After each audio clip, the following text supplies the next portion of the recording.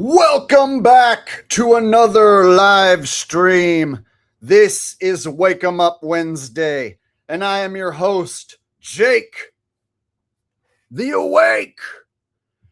And I hope you guys are awake and ready to have a good time tonight, because tonight, bada bing, bada boom, we're going to be breaking down the Erika Kirk versus Candice Owens scripted feud.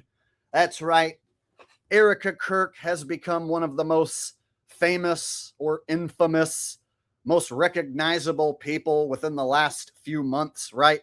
Ever since September, Erika Kirk's face has been all over the news.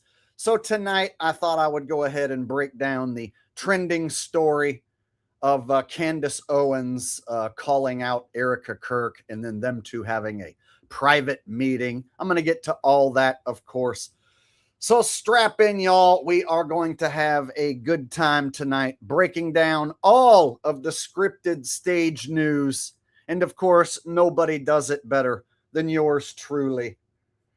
So with that said, let me go ahead and welcome everybody here tonight. Rose Bell's here, one of my beautiful mods. Hi, Rose. Nice to see you.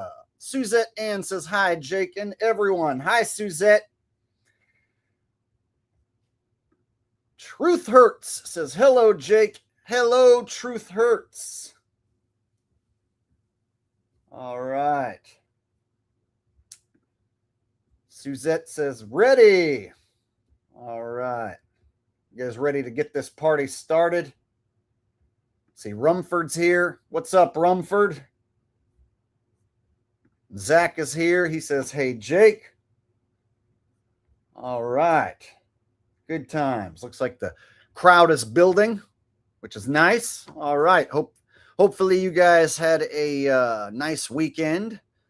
We haven't done a live stream since last Wednesday, so it's about time we do one. So here we are. We're doing the damn thing right here, right now. It's Wake 'em Up Wednesday. All right. And yes, if you're just now showing up, hit the like button. It's going to be a good show, I promise. And we even had some super chats come in before the show even started, which I always love. You guys are such an awesome audience. I have the best audience.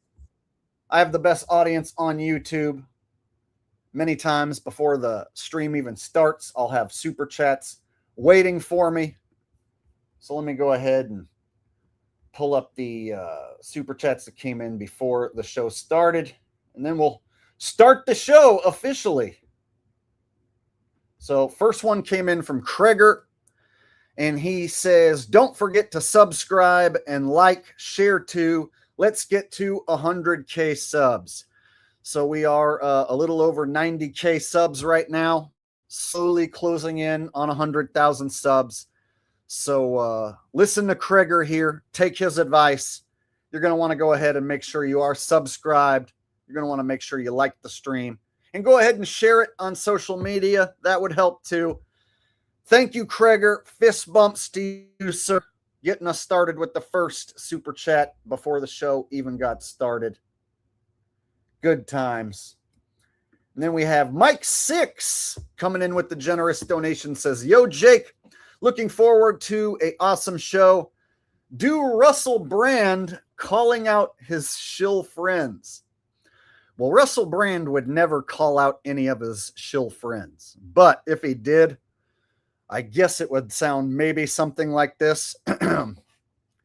Candice Owens and Erika Kirk are working in conjunction with one another. They are collaborating and corroborating in order to push disinformation through the notion, the guise, that Charlie Kirk was indeed assassinated. Not only that, Candice Owens is leading her gullible audience down a trail of conspiracy theory bullshit by feeding them conspiracy theory bait, in which the notion that the government is directly involved in the assassination of Charles Kirk. This, of course,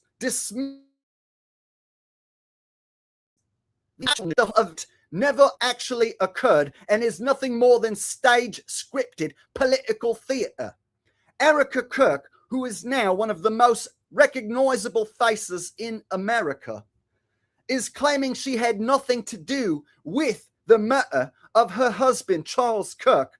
But this is, of course, being done purposely to get the American public to assume that she's lying so that they accept the underlying incorrect premises that Charles was assassinated in the first place. It has been said that shills of a feather do indeed flock together. And in this case, Erika and Candice both serve to make boatloads of money working together under the roof, under the guise of the same psychological operation, which is being perpetrated on the American public. And it serves to dismantle and disorganize the thought processes of the American public. And of course, there is a big club, and you are not in the club. However, I am in the big club, and that is why I was recently interviewed by Candice Owens, because we work in conjunction, in collaboration with one another to dupe you, the American public, who are indeed nothing but a bunch of sheeple. And if you look directly into the crevices of my teeth, you might find a little piece of hay stuck within my teeth, because I don't just have a horse's face. I actually eat the diet of a horse, of course. All right. So we know that Russell Brand would never call out any of his shill buddies. So that's as close as you're going to get to Russell Brand calling out Candace Owens or Erika Kirk. Thank you, Mike 6, for the comedic suggestion and your very generous super chat getting us started before I even started the stream. All right. And then we have a super chat with no message attached from Silent Shadow. Thank you very much, Silent Shadow. I appreciate the super chats, even if there is no message attached. Fist bumps for the pre-show super chats. Thank you very much. You guys are awesome. I really dig the support. And then once the show started, it looks like now we have a super chat that came in. I'll get to that one right now. We got Big Money Bob gifting 5 memberships. Bob, you are a gentleman and a scholar. If you are one of the lucky people in chat who got a free gifted membership from Bob, you want to personally thank Bob for his generosity. All right. And JP Crucino coming in with a generous super chat says, best stream on YouTube. Thank you, Jake the Awake. Wake 'em up Wednesday. Oh, well, I appreciate that. I'm going to try my best to live up to that awesome compliment. And you know what I think would be a helpful way to get things started tonight is if we had Richie from Boston do a "was up." That's right. I do the world's best Richie from Boston impression. And one thing I've never done is have Richie from Boston start my show with a "was up." So I'm thinking tonight shall be the night. Hey, what's going on, YouTube? Richie from Boston here. Now, I've been trying to tell you people about these Chinese nano drones for literally years now, and it doesn't seem like the majority of people are listening. But at any rate, I'm still going to do my part. I'm going to do what God has instructed me to do and warn the people that these Chinese nano drones are real. They're flying into people's anuses unnoticed, and they are implanting themselves deep within the inner lining of people's anuses, and they are turning themselves into nano AIDS, of course. This is affecting a lot of people right now. One of the ways I keep myself nano drone free is by vaping 100% organic Bible vape juice made with nothing but the purest holy water and recycled organic Bibles, of course. This keeps me 100% 100% nanobot free. Now, I know all of you have been waiting for me to start the live stream, and we're going to start the live stream by me saying, "What's up?" just like the old Budweiser commercials. Are you guys ready? All right, here we go. What's up?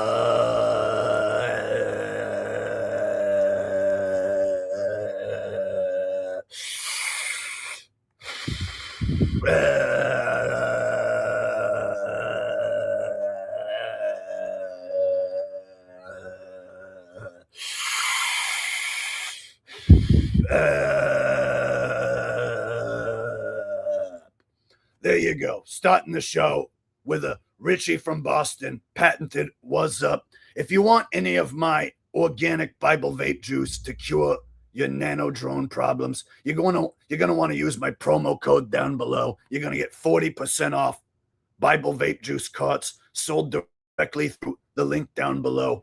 Like, share, subscribe, or don't. I don't care. I'm out. There you go. Richie from Boston going to get us started today with the "What's up?"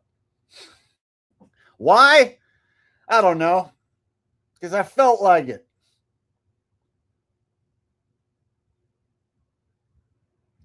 Yes, the nanobots, of course. You know, one time Richie actually commented on my channel. I swear this is the truth. I'm not even lying. He watched me do my impression of him, and he commented on my channel, and he commented, "I don't sound anything like that." So Richie has seen me do my impression, and he's even commented. And according to Richie, my impression doesn't sound anything like him. Yes. James Matthew, who is Javid, right? So this is Javid, whose YouTube handle is James. I don't like the YouTube handles. I've said this multiple times. I wish they would just go back to people's regular YouTube names. I don't dig the YouTube handles because there's no spaces. So sometimes like I have to try and figure out where to add the spaces into someone's YouTube handle. I don't like it. Screw these YouTube handles. But at any rate, Javid here says, could you do Carl from Sling Blade as Stephen Hawking's translator? Wow, okay. I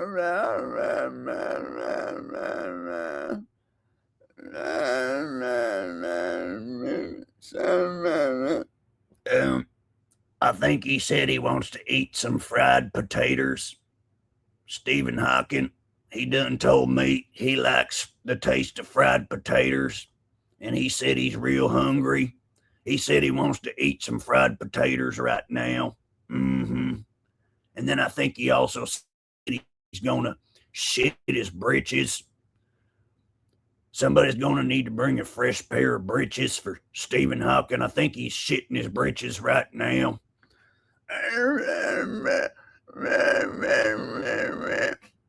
Yep. He's shitting his britches right now.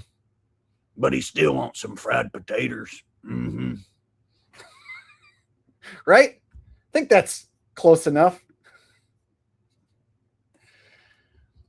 Sling Blade. Wonder how many people still remember that character. Did that work? All right. I think that works. So there you go. All right. Looks like I've taken care of the super chats to get us started, so we can go ahead and jump into the show, start watching some clips. Tonight, the focus is going to be on the Erika Kirk and Candace Owens psychological operation, because it is a psychological operation that they are running on the public. Now, I'm hoping we don't have any of Candace Owens's fucking loser-ass simps here, but I'm sure there's probably going to be one or two. Candace Owens is not a shill. She's trying to get to the bottom of what happened to Charlie Kirk. How can you think Candace is a shill, Jake? She's calling out Erika for lying. Yeah, exactly. Candace Owens can't go 5 minutes without mentioning Charlie Kirk being assassinated. It like probably 100 times, 200 times a day.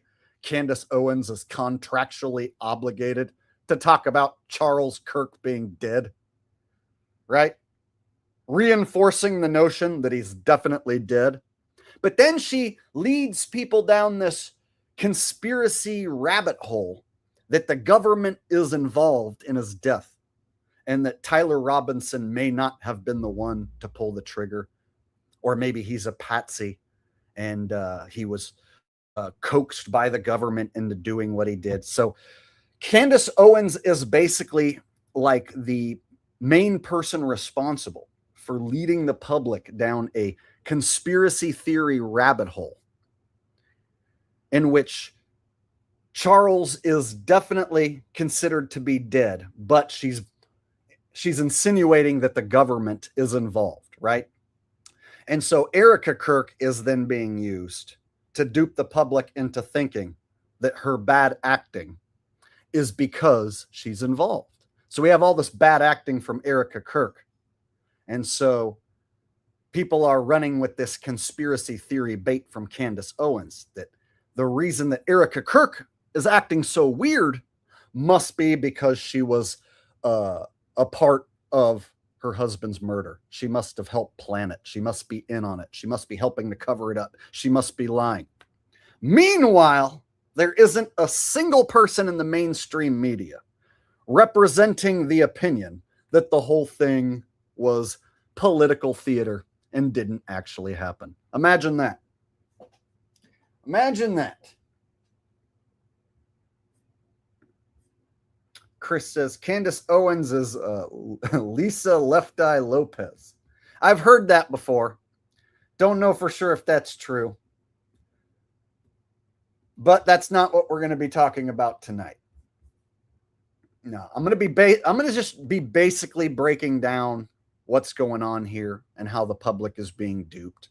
But of course, you guys, if you're my audience, you probably already know Candace is a lying shill actor. And you probably know that Erika is also an actor. And you probably already know that they're putting on an act. So a lot of you guys, I'm going to be telling you what you probably already know. You know, my smart audience, you guys already know this is a psychological operation. But maybe there's some people out there who could serve to be helped by me breaking this down and making it as easy to understand as possible. So we'll go ahead and jump in. First thing I want to point out, if I just Google Erika Kirk, the up-to-the-minute news, the up-to-date news is all about her and Candace Owens having a private meeting,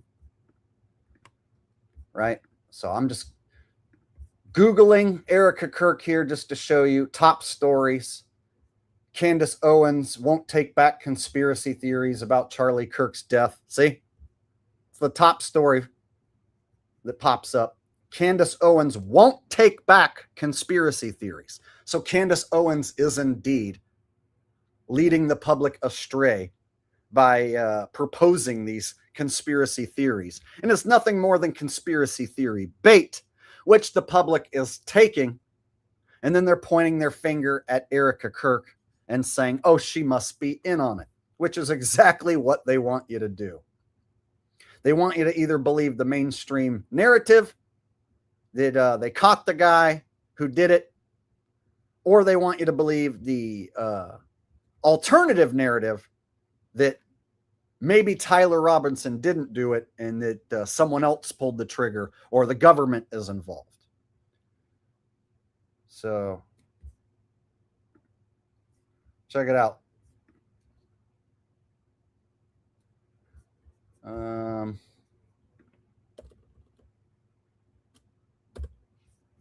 This is what I wanted to show. Candace Owens bends the knee to Erika Kirk, faces revolt from supporters. Candace Owens won't take back conspiracy. Erika Kirk meeting with Candace. See, so they had this private meeting.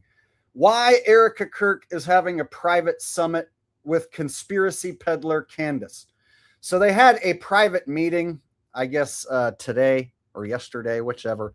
And this, of course, gets the public baited into the whole thing, wondering what they talked about in private. So now there's some backlash that Candace had a private meeting with Erika. So as you guys can see, this is trending headline news. If you just type in Erika Kirk. So Erika and Candace are getting a lot of the mainstream media spotlight. All right. So let me pull up one of the news reports and we'll start with that. And then we'll work our way to Candace's channel and see what she's saying. And then we'll break down some of the Erika Kirk videos. Strap in, y'all. We're about to break down this psyop.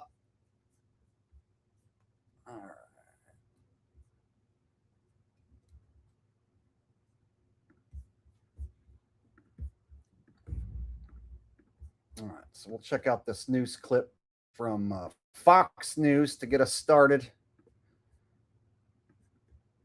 Now to this. Erika Kirk meeting with conservative podcaster Candace Owens today for a private conversation. Owens has been pushing several conspiracy theories about the assassination of Turning Point USA founder and Erika's husband, Charlie Kirk. Owens suggested members of Turning Point USA, American supporters of Israel, even members of the U.S. military may have been involved in his assassination. 22-year-old Tyler Robinson is charged in Kirk's murder. He was smirking in court just last week. And I discussed all of this with Erika on Will Kane Country last week. I haven't mentioned Candace Owens. I just didn't mention her name. And I didn't do that because I don't want to force you to talk about it if you don't want to. But everyone listening knows. I'm going to ask you this last question. All right, so the first thing people notice, and D. Cran just pointed it out, Erika looks demonic. This is done on purpose. They purposely chose an actor who, at first glance, kind of looks like a good-looking woman at first glance. But then under closer inspection, there's this manly-looking jawline, and then these crazy evil eyes, and then the furrowed pointy eyebrows, right? So there's this certain look that leads people to automatically think the same thing D-Cran says here. She looks demonic. And then they automatically assume she must have had something to do with Charlie Kirk's death. So this look was thought out beforehand. Like, what sort of look can we have on this person's face to get people to automatically assume she's guilty and in on the murder and covering up for the murder, or is hiding something, or is lying? So her look is part of the psyop. This is no accident. This is no coincidence. She has that look on her face to get people specifically to assume she must be lying. She must not be telling the truth. She must not be telling us everything that really happened. She must not be telling us all she knows, right? So the look on her face is scripted to be there, specifically to get people to take the conspiracy bait that Erika Kirk is in on her husband's death. So Candace peddles the conspiracy theories, and then they have Erika Kirk with this evil look. I had nothing to do with my husband's murder. Anyone who thinks I had anything to do with my husband's murder, just stop. Which elicits the response from the public. She must be lying. She must be in on it, which is exactly what they want you to do. They want you to take Candace Owens' conspiracy bait. They want you to run with this notion in your head that she must be in on it. She must be covering up for his death. She must have been a part of it. She's lying about it. That's what this whole psychological operation is built around. Suggesting that Charlie died, but not how the mainstream media says. And Erika is hiding the truth. Meanwhile, if you buy any of those premises, they got you right where they want you. Far, far away from believing that the whole thing is political theater. That's the one opinion they don't want you to even go anywhere near. They don't want you to even consider that a possible opinion, that the whole thing is just political theater and that it didn't happen. They want you as far away from that thought as possible. They want you to think he's definitely dead, and it's a big deal. It's a huge deal. And so Candace Owens, who has millions of subscribers, millions of people watching, right? And of course, those numbers are inflated. She constantly reiterates Charlie's dead.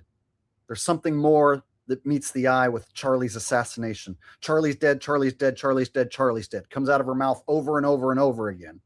And then they have Erika, purposely with the bad acting, purposely looking suspicious, to keep people stuck in the mindset that Charlie definitely died. And there's something being covered up here. There's information we're not being told.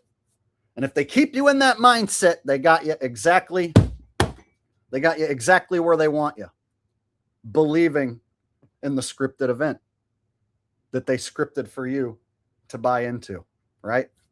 Because if you really think about it, it doesn't affect your life at all. If you really think about it, it's not important at all.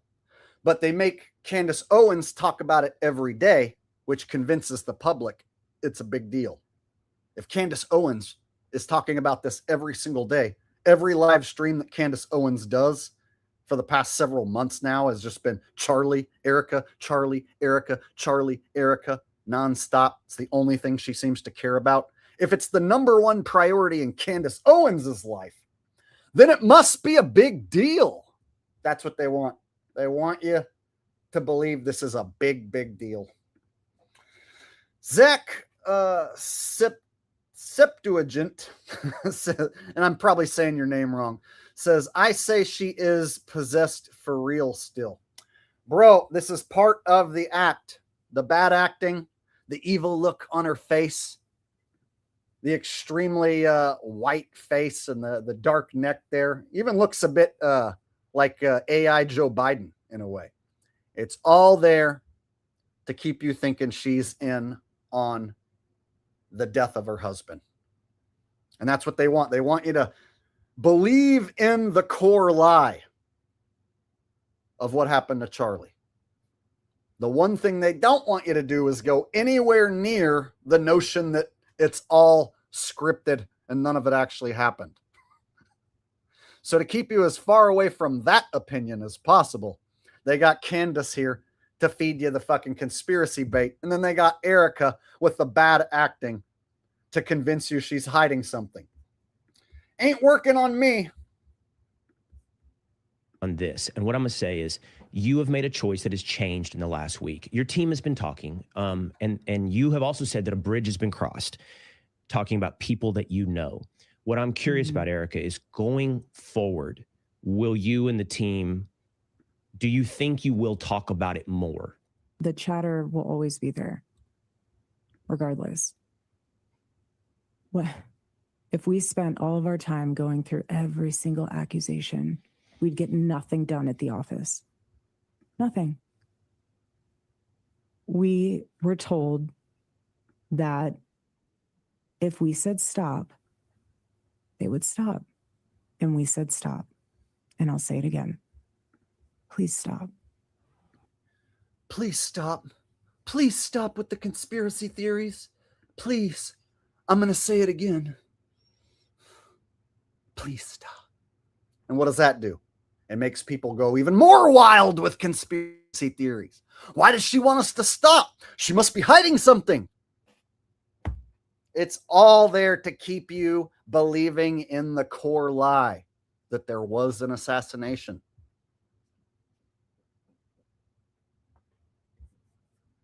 God forbid you check into the evidence that the whole thing didn't quite happen at all.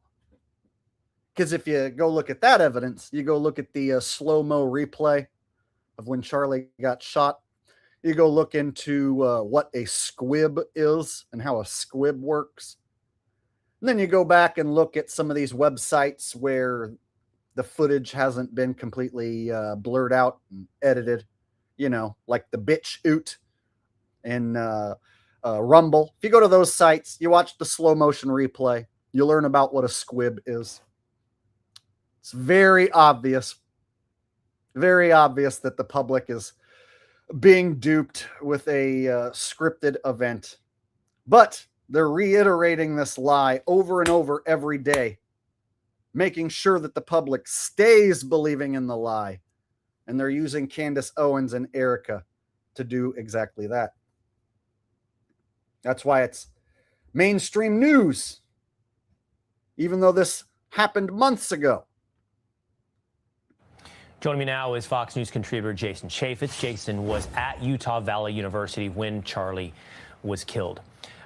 Jason, this Candace Owens, Erika Kirk, Candace Owens, Turning Point USA, back and forth has been going on now for a couple of weeks. Does it surprise you now that all of a sudden Erika has agreed to sit down today with Candace Owens? And it's a little surprising. It's disappointing that it's had to come to this, because the unrelenting perpetuation of these, somewhat radical conspiracy theories, I think has taken its toll. And it seems very selfish on the part of Candace Owens, who wants clicks and more viewers, and she wants to essentially monetize this. So Candace is getting millions of views out of this. And the attention between her and Erika Kirk and the amount of views and the amount of clicks is worth millions of dollars, right? So these news clips that they're showing, the news is a TV show. The news on TV, they sell ad space for commercials, right? So there's money being generated on this story, and so they got the public hooked in with these conspiracy theories, and that's what it is. So I've been called a crazy conspiracy theorist thousands of times, right? Over my 10-year career on YouTube, I guess we'll call it, I've been called a conspiracy theorist. And here they're talking about these conspiracy theories. These are actually bullshit conspiracy theories. Talking about the government being involved in the death of Charlie Kirk is a bullshit conspiracy theory. And so Candace is pushing bullshit conspiracy theories. And when Erika Kirk is saying, I was not involved in my husband's murder, and how dare anyone claim that I was, just stop. She's actually, in that instance, telling the truth.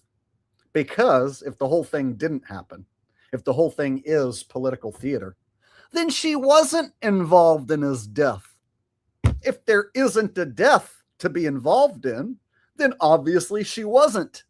So Erika's telling the truth while saying it in a way to convince the public that she's lying and being deceitful.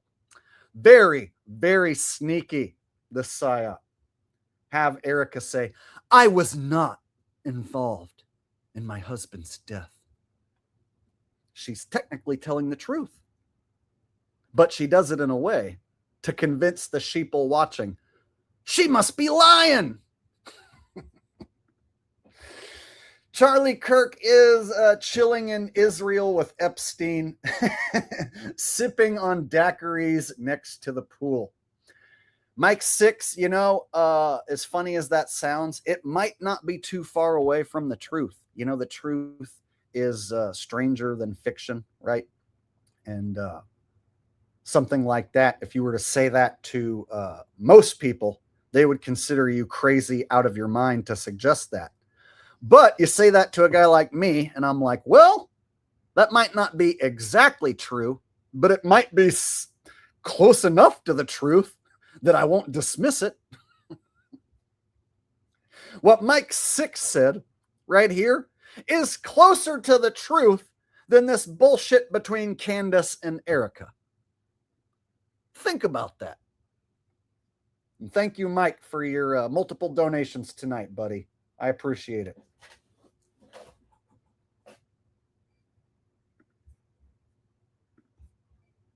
And I get a little disgusted with it over time. Everybody wants justice. Everybody wants the truth to come out. But that's why we have law enforcement and prosecutors in a trial, and we go through these things. But I don't think Erika Kirk and certainly her kids should have to live through this. And the good people at Turning Point, I think, are fed up with it because it just draws on your mind in a way that is just not productive. In fact, it's counterproductive, and it's harmful. Yeah, it's harmful to the American public being duped by this psychological operation. Kelly Yamaguchi says Charlie probably hanging out at Celebrity Island off of the Polynesia Isles or off the coast of Chile Islands. Oh, so you actually have an idea in your head where Celebrity Island might actually be. I have no idea where the hidden lands are that they possibly might keep these fake dead celebrities. I've always wondered where celebrities go after they fake die. You know, some of them get repurposed into other roles, but then other celebrities, they just kind of disappear off the world stage after their scripted death, leading us to wonder what happened. And of course, I'll always wonder what happened to the original Dave Chappelle. Did Dave Chappelle get to go to Celebrity Island, or did they off the original Dave Chappelle, right?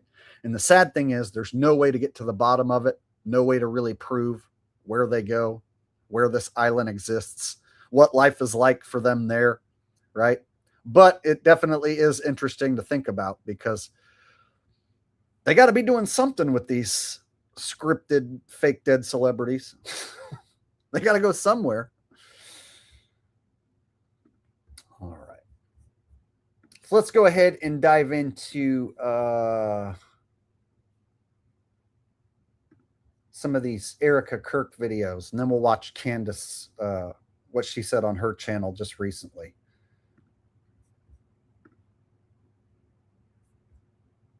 All right.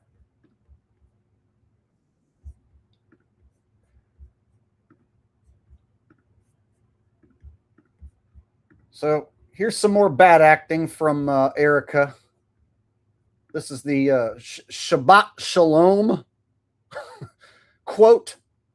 This week, Erika Kirk, the widow of Charlie Kirk, went on a media blitz to promote Charlie's book, Stop in the Name of God, Why Honoring the Sabbath Will Transform Your Life. Erika gave us a bit of the behind the scenes about what it meant to Charlie to observe the Sabbath. On Friday night, when he would get home from work, he would turn off his phone and he would shove it in the junk drawer and he would say, Shabbat Shalom, shove it in the drawer. And he was full dad mode, fully with the kids, sports mode on Saturdays for college football. And he could breathe. He had this sacred moment to just breathe. That's what my Friday looks like. Phones, computers, and TVs go off for 24 hours. Instead, there are meals with family and friends that go on for hours. Home from work, he would turn off his phone and he would shove it in the junk drawer and he would say, Shabbat Shalom, shove it in the drawer. And Shabbat Shalom, shove it in the drawer. Shabbat Shalom, y'all. He was full dad mode, fully with the kids, sports mode on Saturdays for college football. And he could breathe. He had this sacred moment to just breathe. Shabbat Shalom. So, of course, all this overacting and all these weird quotes she's saying is specifically designed to keep Erika in people's minds, keep them thinking she must be lying, she must be hiding something. They want you to go down the conspiracy rabbit hole, which leads to nowhere, which is filled with bullshit, essentially. And they got Candace Owens using her influence to make sure to lead you right to it. So Candace Owens leads you to the conspiracy theory rabbit hole, and then she lines it with conspiracy theory bait. And then she baits her audience into diving down the conspiracy theory rabbit hole filled with bullshit. And then they get you to walk around and say, I think Erika Kirk was involved in her husband's murder. Did you see the look in her face? You see the look on her eye? You see the way she was acting? Did you hear what she said? And that's how they get you right where they want you. Believe the mainstream narrative, or they got this right-wing alternative narrative. Either way, they don't want you anywhere near the narrative that the whole thing is scripted theater. Got a super chat from Sauce Malone, or super sticker from Sauce Malone. Thank you very much, Sauce Malone, for the super sticker. And we got Silent Shadow coming in with a super chat. Says, sorry, but you are all wrong. Charlie is cruising around with Richie in the desert. Believe me or don't. So there are these crazy conspiracy theorists who are going around and they are perpetrating rumors, all right? And quite frankly, these are ridiculous rumors involving me and Charlie Kirk, who definitely is dead, all right? I don't care what people say. And they're saying that we're going around vaping organic Bible juice together. They're saying that we're having a homosexual relationship. That couldn't be further from the truth, all right? Now, here's the deal. I respected Charlie's work, but I never met him. We are definitely not cruising around together in my Overlander, vaping organic Bible juice, keeping our anuses safe from the Chinese nano drones. That is nothing more than conspiracy theory bait. Fellas like Silent Shadow are out there, and they're trying to get people to believe in a story it's quite frankly, it's absurd. So you can either like, share, and subscribe to The Real Richie from Boston, or don't. I'm out. There you go. Thank you very much, Silent Shadow, for the donation. It looks like Zach just came in with a donation. Says, Erika was kicked out of Romania after kids went missing from her charity. No one talks about it, though. How is that a psyop if no one talks about it? I actually haven't heard anything about that, so this is news to me. I'll have to check into this a little more because I haven't even heard anything about that. Granted, for like, I don't know, the last month or so, I've been trying to just kind of ignore Candace Owens and Erika and shit, because it's like such a lame ass psyop to me, and it's just so obvious they're putting on an act, and a lot of people in my audience already know. But since like there's not any other mainstream stories going on right now, and this is like the trending headlines, I figured I'd just go ahead and tackle this Erika Kirk, Candace Owens fake feud bullshit psyop. So yeah, I actually haven't heard about her being kicked out of Romania. That's news to me, buddy. So thank you for bringing it to my attention, and thank you for the super chat. All right, so let's get to, I have another Erika Kirk video that was pretty strange. She says some weird shit. All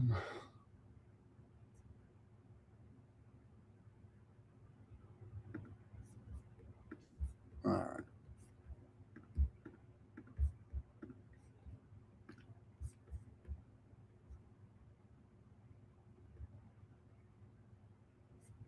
It's Charlie saying, baby E, just stop. Stop. You don't have to answer to every single person that's accusing you of things or saying that you're doing this or grieving a certain way. Baby, just stop. Erika Kirk is a words written that were on his heart. He finished this in July when we were together as a family. And I can't help but think, when you read this book, he's basically saying, like, I am getting so much noise from everyone. And you guys get this too. I know You get the echo chamber. You get people analyzing everything about you. They think they know everything about you. They know nothing about you. They see you on TV. They think, oh, she's this, she's that. He said this, he said that. And honestly, it's Charlie saying, baby E, just stop. Stop. You don't have to answer to every single person that's accusing you of things or saying that you're doing this or grieving a certain way. Baby, just stop. You know who you are and whose you are, and I'm here. I see you. And if Charlie, and I'm taking a page out of his... Baby Ease, please stop. You know who you are and whose you are? I'm sorry, did she just say you know who you are and who? I think she did. You don't have to answer to every single person that's accusing you of things or saying that you're doing this or grieving a certain way. Baby, just stop. You know who you are and whose you are, and you know who you are and whose you are. Living a certain way. Baby, just stop. You know who you are and whose you are, and I'm here. I see you. And if Charlie, and I'm taking a page out of his book, if he answered to every single critic and didn't stop and put his phone down and breathe and rest with the Lord, he'd get nothing done. He would not have built Turning Point USA. Erika, who became the CEO of... So just some weird shit coming out of her mouth purposely. And it's there to get people to dive down that rabbit hole that she must be in on her husband's death. So everything that this character, Erika Kirk, is scripted to say is done in a way to make it look like she's hiding something or being deceitful. And then the look in her eyes and on her face is deliberately there to look evil and demonic. That way they can get you to think she must be in on it. She's hiding something. You can see it in her eyes. Meanwhile, the look in the script was contrived to get people to fall exactly for this setup conspiracy theory. And they have Candace Owens acting as the lead investigator on behalf of the public. So Candace is being treated like she's the lead investigator who we all need to defer to. Candace is the one who's going to get to the bottom of this so that we don't have to. So a lot of the sheeple will go to Candace's channel to see what she's uncovered as far as this Erika Kirk investigation that she's doing, right? So let's go to Candace's channel and I'll show you guys everything on her channel is all about Charlie and Erika. It's like the main thing she talks about, the most important thing in her life right now. Right. So if we go to Candace Owens' channel or go to her live streams, she just did a live stream today. We received photos of Charlie's car. The last stream before that, Erika and I sat down. Before that, Erika Kirk. Before that, Erika Kirk. Before that, Charlie Kirk. Before that, Charlie Kirk. Before that, Erika Kirk. So she's done one stream right here that doesn't have Charlie or Erika in the title. But the last 2 weeks, every single stream she does is Charlie or Erika in the title. So it's like the most important thing that she talks about on her channel, the most important thing in her life. And with this much influence, they want people to think that this is a big deal and that you should be listening to Candace, and she's being treated like the lead investigator into what really happened to Charlie Kirk. There is some... Okay, I will be very honest. I am in a bit of a mood today. I am just annoyed with everybody. I'm annoyed with this entire psychological operation that is so obvious, and I just feel like we keep going round and round. Do you guys hear that? She's annoyed with the psychological operation. I'm surprised that word came out of her mouth. Or words. Psychological and operation coming out of her mouth. How very cute. The person involved in the psychological operation, one of the stars of the psychological operation, who's helping dupe the public on a daily basis within the psychological operation is going to say the words psychological and operation.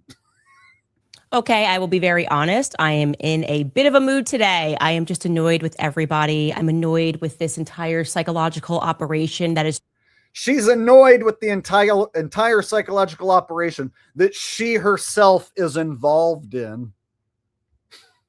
so obvious. And I just feel like we keep going round and round in a circle with the government, you know, whether it's COVID, the Ukraine war, it's like the entire media apparatus and establishment is joining hands to condemn people for having common sense. So I'll ask you a question to begin this. Do you feel, show of hands, condemning people who have common sense? No.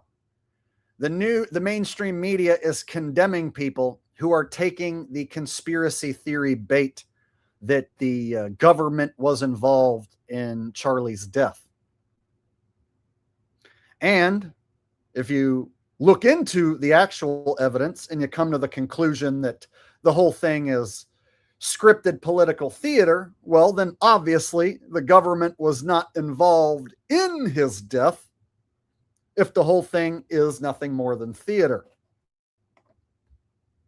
okay, that the answer regarding So you're not a critical thinker if you're taking Candace Owens' conspiracy theory bait. who killed Charlie Kirk and what happened on September 10th is quote unquote very clear. Objectively. Like, even if you are somebody who is on the side of those who do believe that Tyler Robinson pulled the trigger one way or another, would you ever describe what happened as quote unquote very clear? So she's going to paint the picture that there's two sides. Those who believe it was done by Tyler Robinson, and then those who believe something else happened. Somebody else pulled the trigger, or the government used Tyler Robinson as a patsy, whatever. So the one theory that doesn't get pushed by anyone in the mainstream media is that it didn't happen. That the whole thing was a scripted event. That's the one theory nobody represents. There isn't anyone on TV or in the mainstream media who's questioning the whole entirety of the event itself and questioning whether it happened. No. Instead, you get Candace Owens going to feed you these conspiracy theory bait crumbs, and then they leave you, the one who gets duped by looking at Erika Kirk's responses and her bad acting. They leave you to assume she must be in on it. So this is all deliberately being done to get people to believe the core lie that Charlie was indeed assassinated.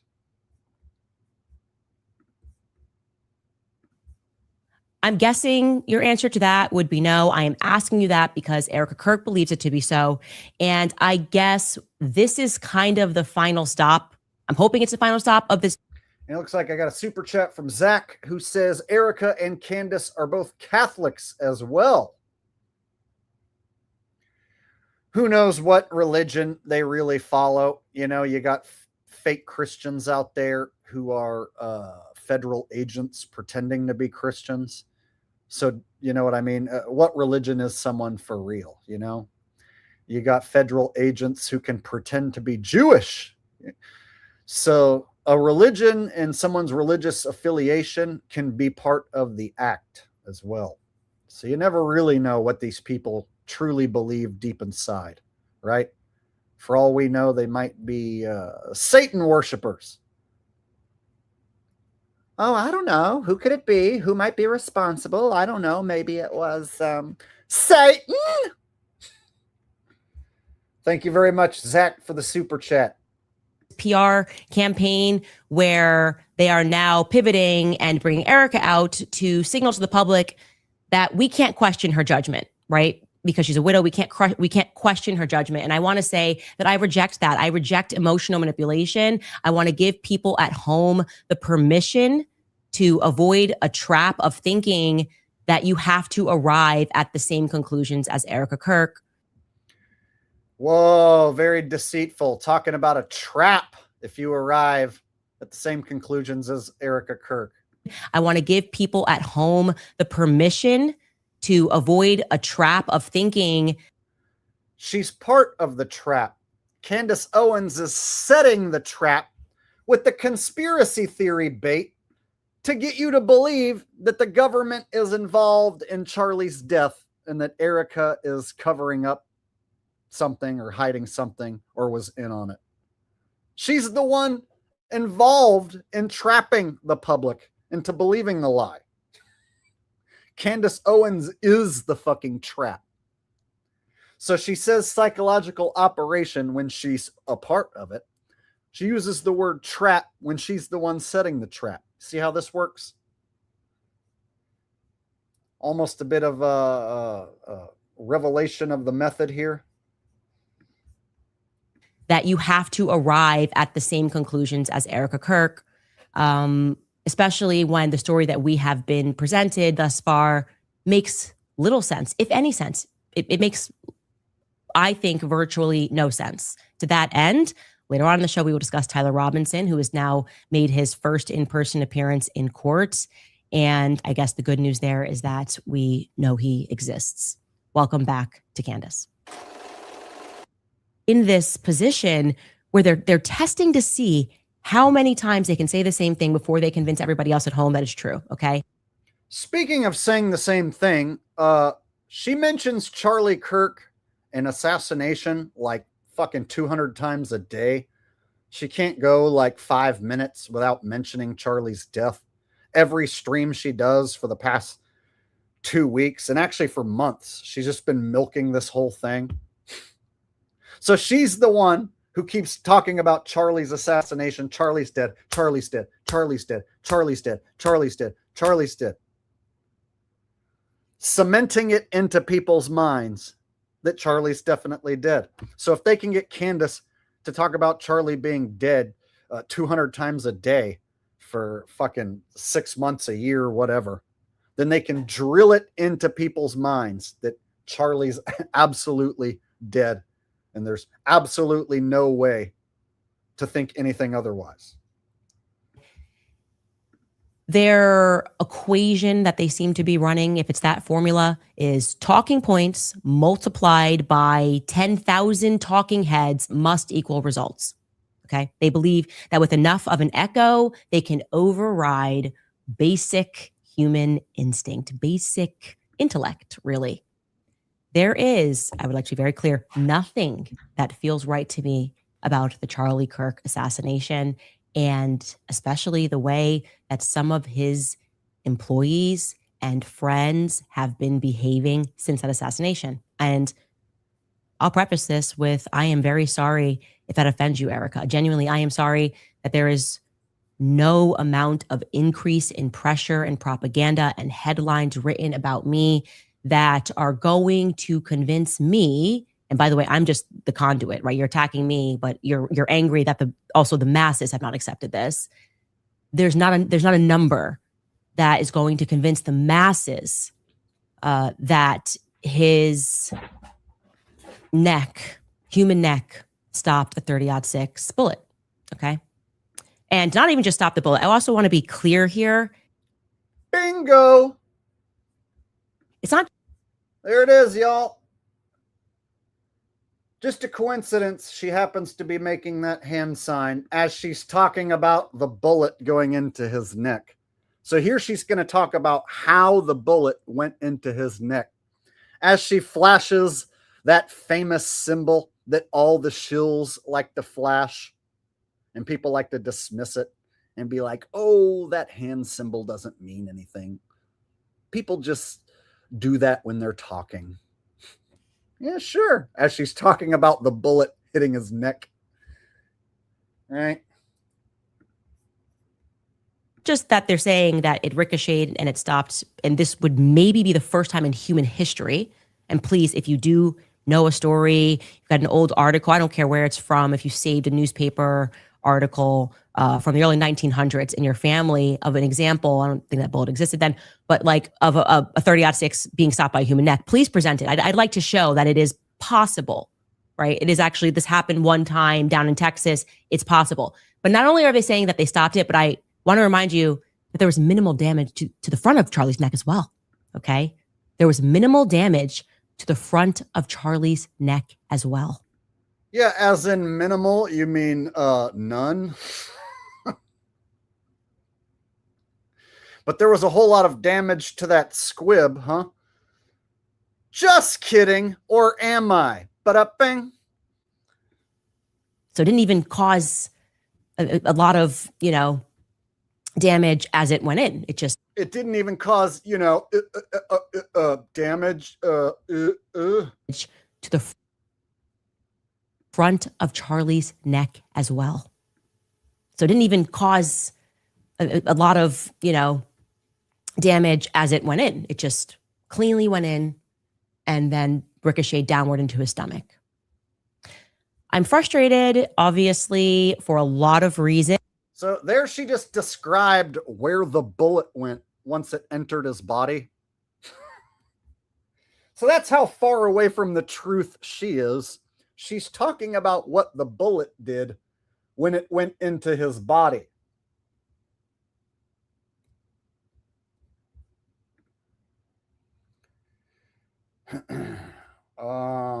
Got a great question here.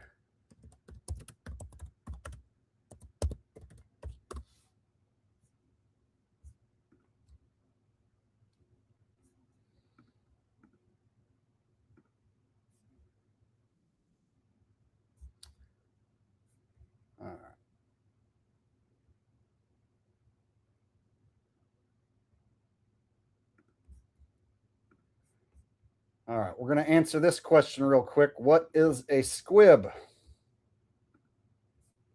Hit squib.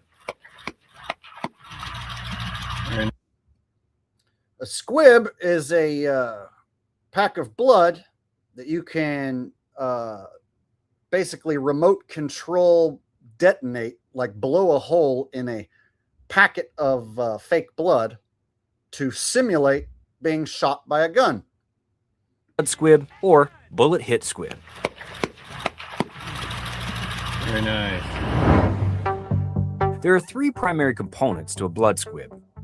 First, there's the squib itself, which is a small, disc-shaped explosive.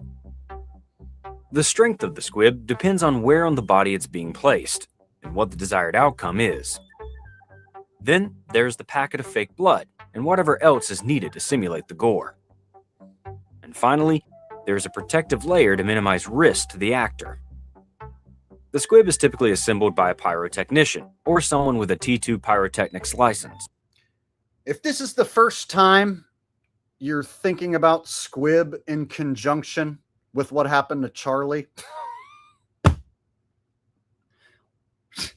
yeah. This might get the wheels turning in your head, huh? You see something like this, and then you think about what happened to Charlie. If that doesn't get the wheels turning in your head, then you might be in the wrong place. In fact, you should have already had the wheels turning in your head about something like this before I showed it to you. But if you didn't, here it is.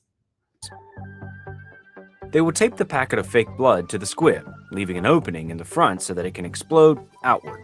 And then that device will be taped against the protective layer to an actor's body or costume. The costume designer will have multiples of the outfit the squibs are in for additional takes.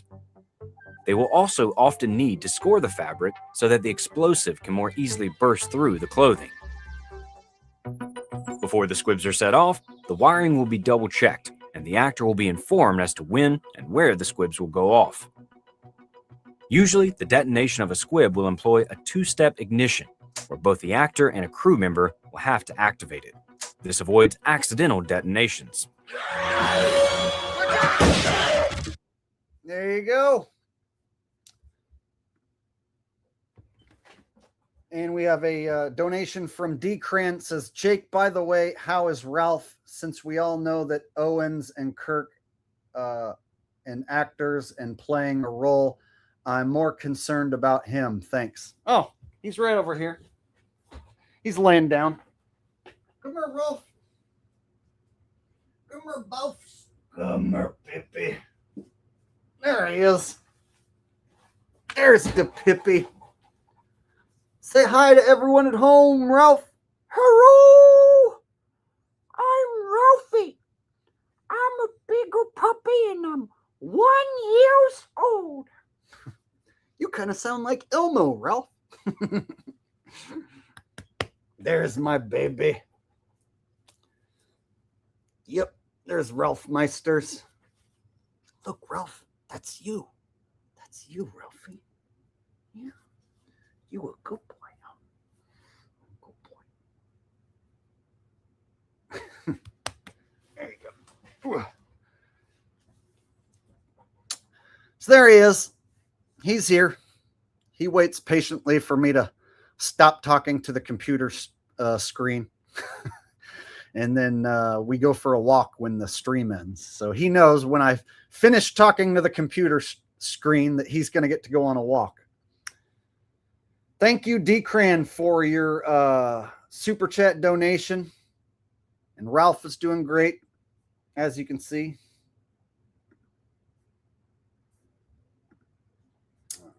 Let's get back to the Candace video.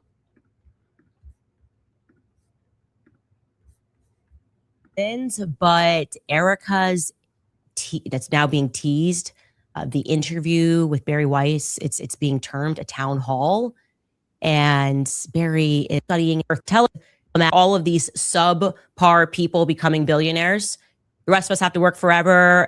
They're not interesting. They're not talented. Listen. The podcaster Candace Owens, okay? At one time, a friend of Charlie's, at one time, an employee of Turning Point. She has been one of the main peddlers of these conspiracies, and she is making a huge amount of money on it. She is building her business off of these lies. What do you want to say to her and the other people that are putting these lies out into the world right now? Okay, Candace is building her business off of this psychological operation here, but Erika Kirk is participating in helping Candace build her business. They're on the same team. They're acting together in the same story, which is captivating millions of people in America. So yes, this story right here is definitely a business building brand for Candace and her simp-ass followers. And at the same time, they perpetuate the lie that they duped the public with initially. And then they get them to go down all these conspiracy theory rabbit holes that are filled with bullshit. And they can essentially waste your time and brainwash you and get you to believe in this whole set of circumstances that never actually took place. Stop. That's it into the world. To her and the other people that are putting these lies out into the world right now. Stop. That's it. That's all I have to say. Stop. So this is just, to me, I'm going to also let you know, they pre-recorded this. Obviously, I told you this yesterday from about 11 o'clock to 4 p.m. I have sources just everywhere, CBS News, the people that were in the audience I showed you were emailing me, and they had to do multiple takes because Barry wanted to read a prompter. These questions were pre-submitted, okay? Oh, yeah, but when you hung out with fucking Russell Brand, none of those questions were pre-submitted, right? When you hung out with Russell Brand, you just asked him a bunch of questions off the cuff, off the cuspa, right? Russell Brand and you had a total authentic interview session. None of those questions were brought to Russell's attention before the interview, right?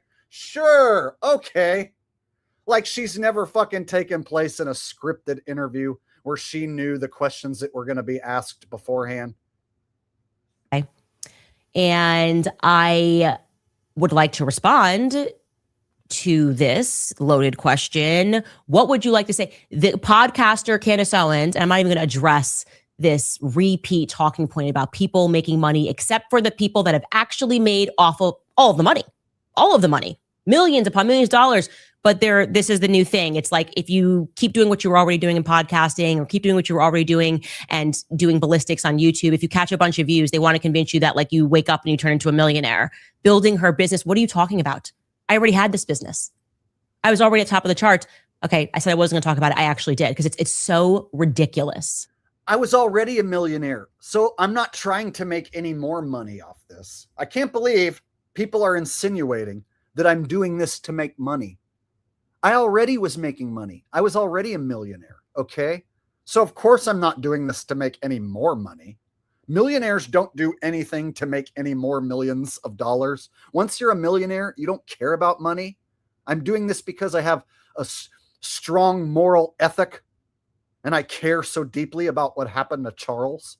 That's why I'm doing this, not because of the money, okay? Oh, okay. She's definitely not doing this for any money. Of course not. It's because she cares so deeply about what happened to Charles.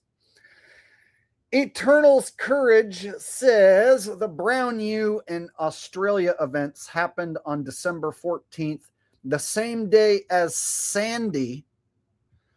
Make of that what you will. It won't even let me type SH out normally. Yeah, bro, that event is one of those names that I don't even like to say the name myself because it draws red flags to the channel and to the content. Like the content will get flagged if you bring that up, right?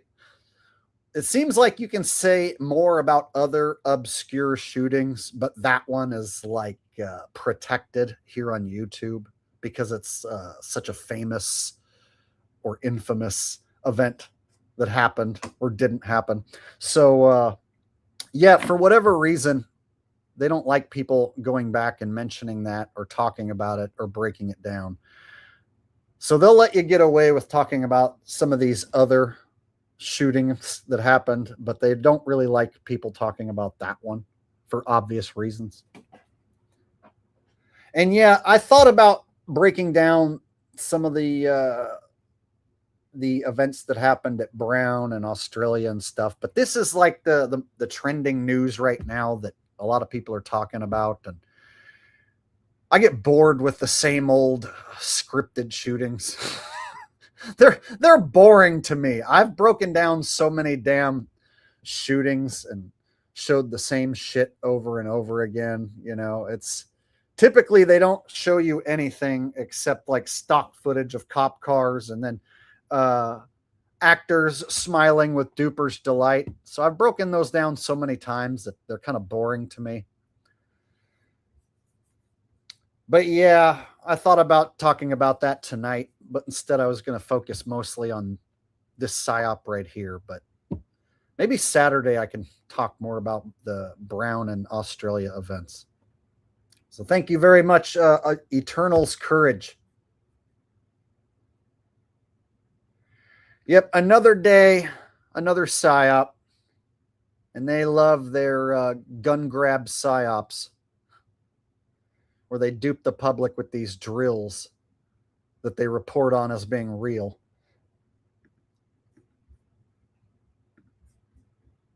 Okay. But she says, I'm lying. And Erika responds, and her answer to what do you want to say to the podcaster Candace Owens, who is lying, is stop. So Erika would like me to stop lying. And I would like to honor that. Okay. I can only honor that if Erika is more explicit in terms of what I have lied about. Davey D says 500 in chat. Smash the like button with the best truther chat on YouTube. The #1 truther source right here, Jake the Awake. Thank you very much, Davey D. You always have a positive message in your super chats, always telling people to hit the thumbs up button, and I appreciate that a lot. And you're a loyal subscriber and a moderator here on the channel, and you're here for just about every single live stream that I do. Thank you for your longtime support, Davey D from the LaFleur Network. And you guys can go out and go check out Davey's channel. He also posts all sorts of different content on his channel. conspiracy related content and all sorts of different stuff. So check out Davey D's channel as well. And thank you, Davey. Fist bumps, bro.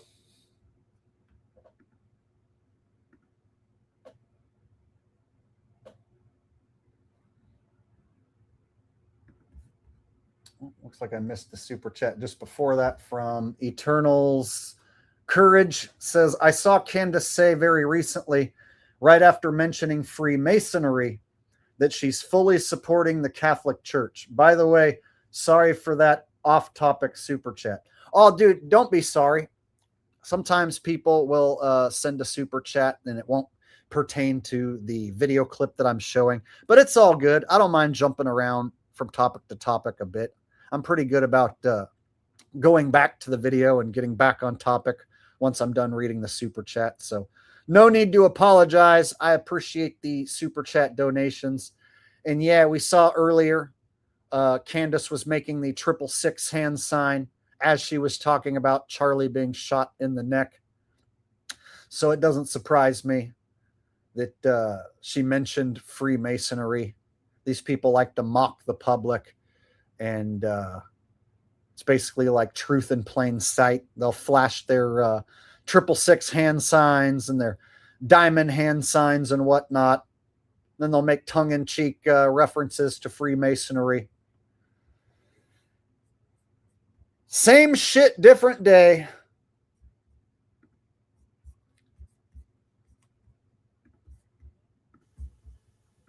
What did I lie about?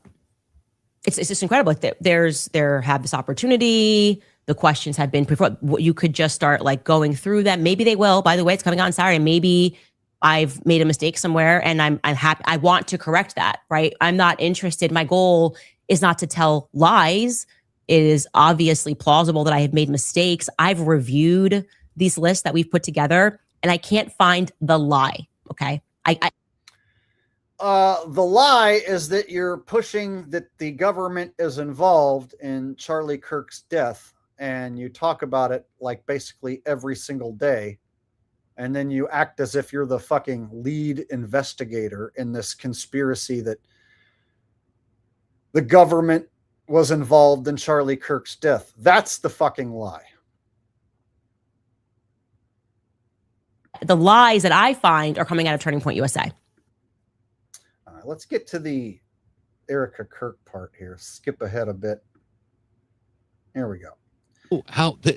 To be dragged into, you were involved in the death and all this crazy, evil stuff. No, it's sick. God bless you. It's sick. God bless you. It is. I want to point out in this interview, Erika has a very pale, pasty white face, and the hair almost looks like a wig. And then the very dark neck, but super pasty white face, and the pronounced chin line here. I almost am getting like an AI Joe Biden vibe. You guys remember when they had AI Joe Biden with the super pasty white face and then the extra dark neck? And you could see this like digitalized pixelation between the dark neck and the white face. I'm getting the same vibe from AI Joe. From Erika Kirk as AI Joe right here. Does anyone notice what I'm talking about? My family means everything to me. Turning Point USA has always been in our life and has always been so good to Charlie. And Floppy Chopper says, I get a cheap hooker vibe. Or that. It's either an AI Joe Biden vibe or a cheap hooker vibe. Maybe a little of both. Charlie was good to his team. Everyone loved Charlie. Yeah. I get that. Everyone wants an answer to this evil. And sometimes the answer is very clear. Yeah. The truth is very clear. So I just want to say to first and foremost, Glenn setting that question up, I can't find to this day, because this just feels to me to be like the ultimate straw man. any commentator that has explicitly accused Erika of killing Charlie Kirk. I've seen psychological manipulation. Okay, yeah, you don't specifically say that Erika killed her husband, but you insinuate that she might be hiding something or is possibly involved. And when you insinuate that she's acting strange and that the government is possibly involved, what you insinuate to your audience is that she's involved with the murder of her own husband. So you don't directly say that she killed her husband, but you most definitely are planting conspiracy theory bait to insinuate that she is involved. Of influencers trying to say that if you critique Turning Point, that's akin to accusing Charlie Kirk of Erika Kirk of killing her husband, which is utterly ridiculous. But I have never seen, and maybe I missed it, I've seen a lot, somebody come out and say Erika Kirk murdered Charlie. But that's what they set up always, which is like, I don't know how. You've duped the public into believing that, so I'm sure millions of people who follow Candace Owens probably think that. And they can thank Candace for making them think that. And then they can thank Erika for purposely looking into the camera with her fucking demonic eyes and reading a script in such a way that it sounds like she's lying or being deceitful. So Erika's character is purposely scripted to make people think she's lying, and Candace leads people down the rabbit hole that perhaps the government perpetrated the killing of Charlie Kirk. So when she says she doesn't know anybody who's directly saying that Erika killed her husband, she's leading the public into thinking that and is tricking the public into thinking that. All right. Silent Shadow with another super chat says, I know the topic is Candace and Erika, but my sources have informed me that Richie is the father of Eric Cartman. Me? Do you know who my dad is, me? Eric, honey, we don't know who your dad is because Mommy was a slut. Mommy slept with many men, so we don't know who your dad is, Eric. But me, I want to know who my dad is. There's these rumors going around that I am indeed the father of Eric Cartman. This couldn't be further from the truth. First of all, Eric Cartman is a freaking cartoon, and I am an actual human man. So there's literally no physical way that I could be the father of a cartoon. Furthermore, I'm not even attracted to Mrs. Cartman in that way. I would never have sexual intercourse with Mrs. Cartman. So therefore, Eric would never, ever be my son, even if I was a cartoon, which I'm not. So beings, I'm not sexually attracted to Mrs. Cartman in the first place. And also, I am not a cartoon. It makes it literally physically impossible that I would be the father of Eric Cartman.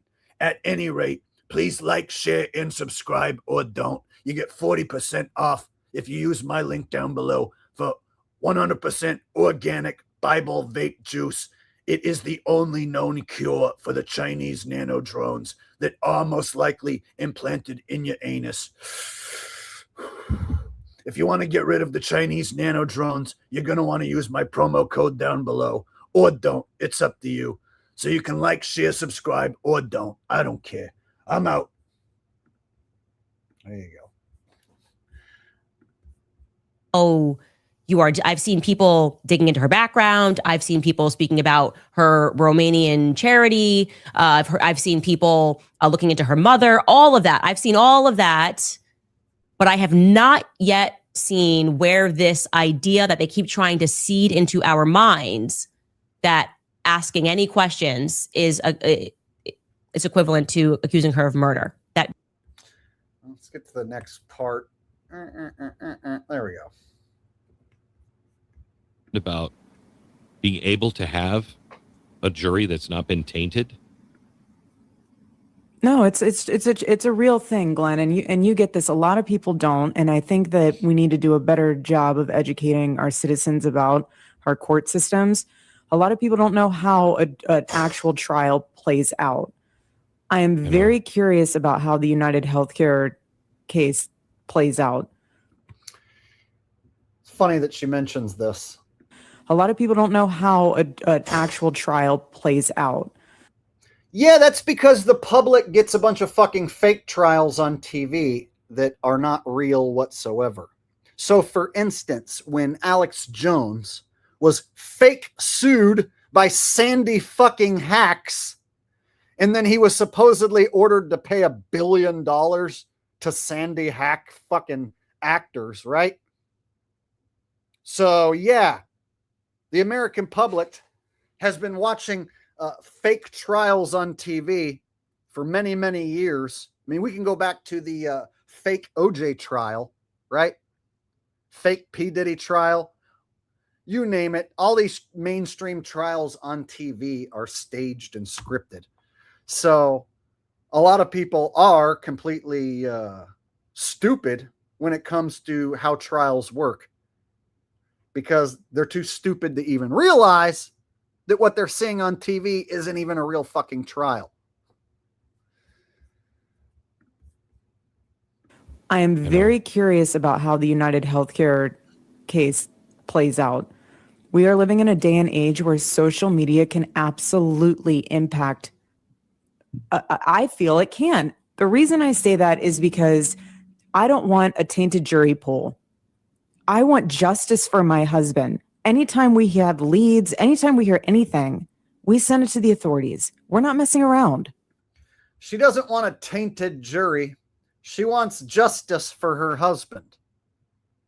Oh, yeah? Well, what if I'm a person who doesn't believe that that whole incident ever happened? What if I'm a person who believes it's scripted political theater? Then what? I feel it can. The reason I say that is because I don't want a tainted jury pool. So if the jury is tainted over an event that I don't think took place, well, then that would also mean that I don't trust the jury either. And I think the jury would also be in on the act. So any jury that they show as pertains to this case, any case that happens, is of course going to be some scripted political theater as well, right? So you can rest assured this case is going to be a dog and pony show. There to continuously dupe the public into believing that this event definitely did happen. All right, Davey D with a donation says, doing my part at Jake, shout out to the chat peeps. Thank you, Davey, for your multiple super chats tonight. I appreciate that, buddy.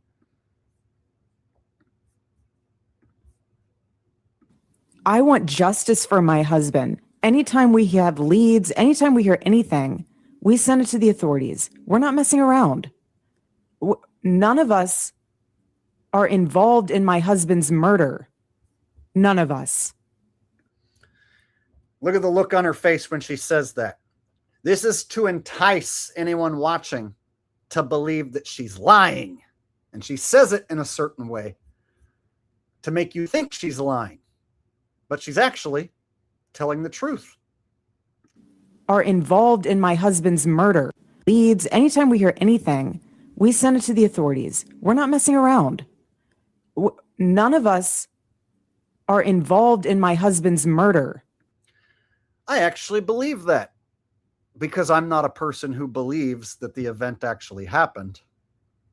And so, therefore, if you don't believe that the event actually happened, in this case, she'd be telling the truth. She wasn't involved in his murder. So if you don't believe that there was a murder to begin with, then that would mean she definitely couldn't be in on it. So therefore, she's telling the truth in this instance.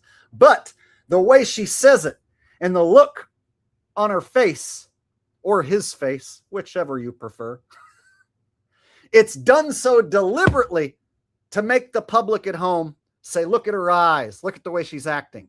She's lying. So this is scripted in such a way, and the lines are read in such a way to get people at home to assume she must be lying and she must be in on it. Watch the squint and the evil look in the face. I feel it can. The reason I say that is because I don't want a tainted jury pool. I want justice for my husband. Anytime we have leads, anytime we hear anything, we send it to the authorities. We're not messing around. None of us are involved in my husband's murder. This evil look, right? Very, very sneaky. Have the Erika Kirk character tell the truth that she's not involved in the murder, but have her do it in such a way to convince the public who've been duped by Candace Owens into thinking that she's fucking lying by the way she's saying it.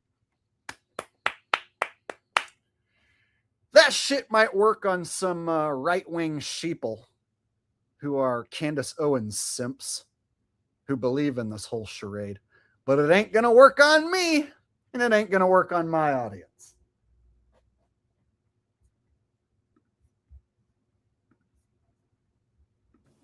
None of us.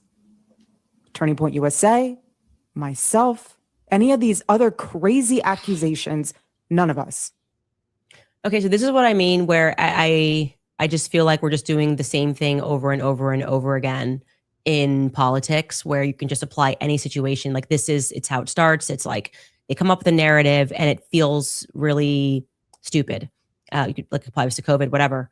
And then people start asking questions because it feels really stupid. And then they tell you like, oh, I wish you guys were more educated about science. I wish you guys were more educated about doctors and nurses, and like, you're just not there. I wish we could explain to you how these things work. You're going to have to trust the experts. And yeah, I actually think that also because you guys are not trusting the experts, we're going to have to censor people on social media as they did during COVID, because social media is problematic. Actually, the problem is free speech ultimately, right? Like the problem is that you have people on social media who are talking common sense and they don't understand this.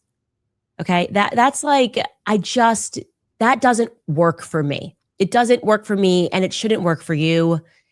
And this next portion is where we get into the mass formation psychosis element, which is when they're trying to modify our behavior, the behavior of the masses, and they kind of want us to all form around this idea. And this is kind of actually the we're all in this together psychology that you're about to see, right? Meanwhile, she's the one involved in controlling how people think and feel about this event. She's like the main actor to control people's mind and the narrative of what happened to Charlie, and control what you think and perceive happened to him, and control how you feel about the event. That's why she talks about it nonstop. It's like her character is the one who represents the public in this investigation into what happened to Charlie. Jason says these evil Jesuits are such pricks writing these lame scripts. Yeah, right now the mainstream news has just been shitty. There's not a whole lot going on right now, so I'm having to scrape the bottom of the barrel as far as breaking down the fake news is concerned right now. And this is one of these bottom of the barrel stories, right? It's like, oh, this event that happened months ago. Yeah, we're going to have Candice and Erika be the headline news because they don't have anything else going on right now. So this is basically like the headline trending news in America. So figured I'd just break it down. But yeah, it's a fucking lame script, bro. I wish there was something more exciting for us to break down tonight, but this is it. This is the most exciting fake story that we got right now.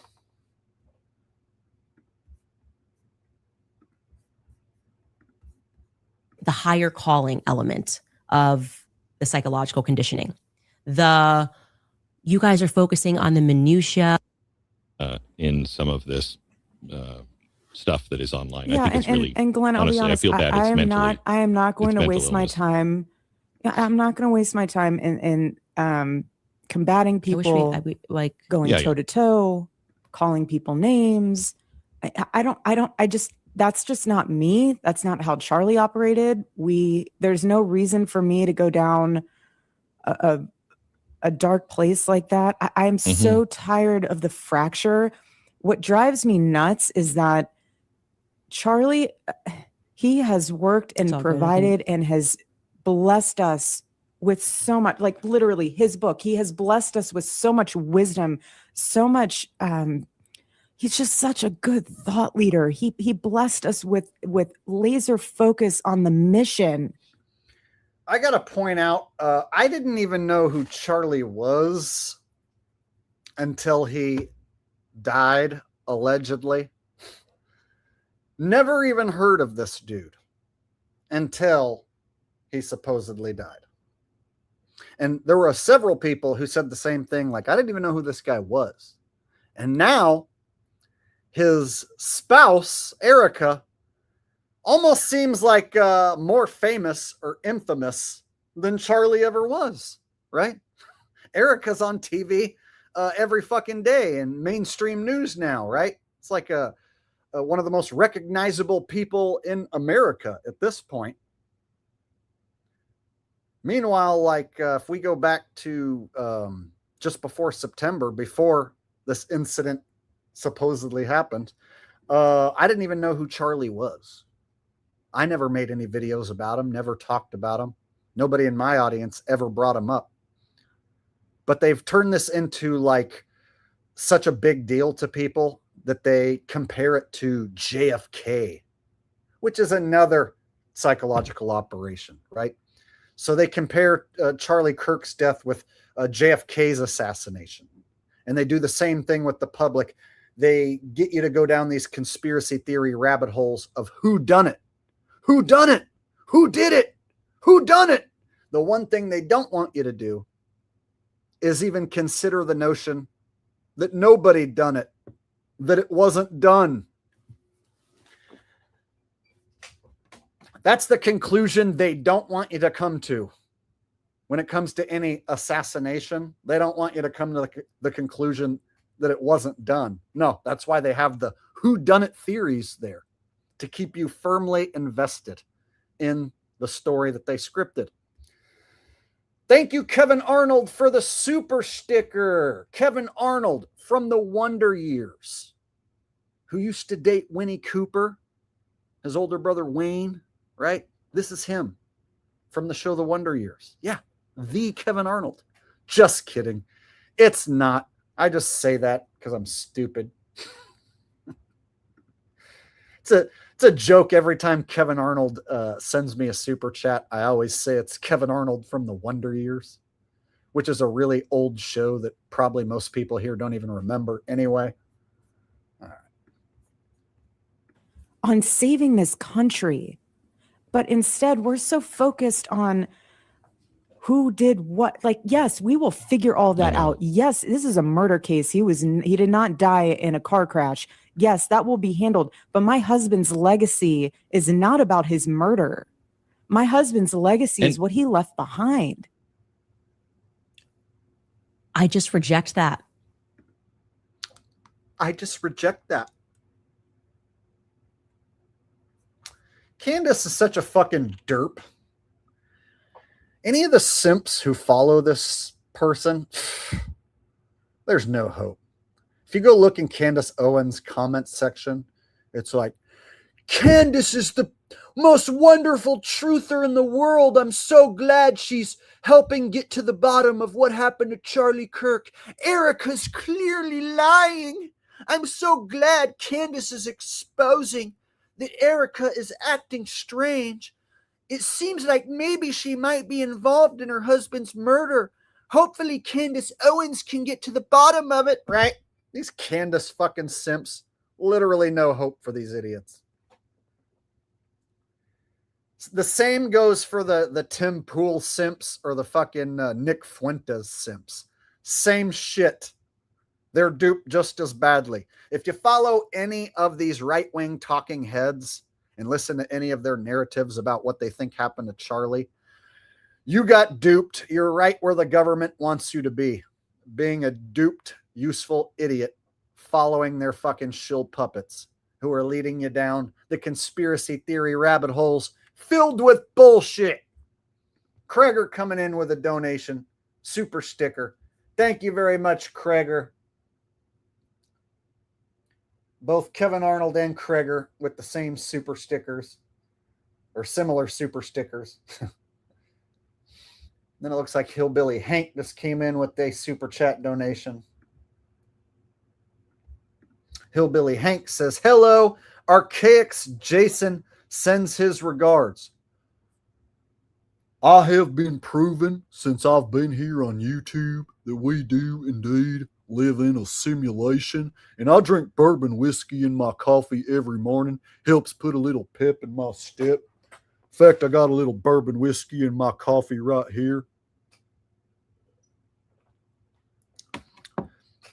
Me and my team have been developing a system of software and technology which not only proves that we do live in a simulation, but also that the results and outcomes to professional sporting events has already been scripted and has already happened in the future. And we can unlock these outcomes and results, and we can learn what's basically going to happen before it happens.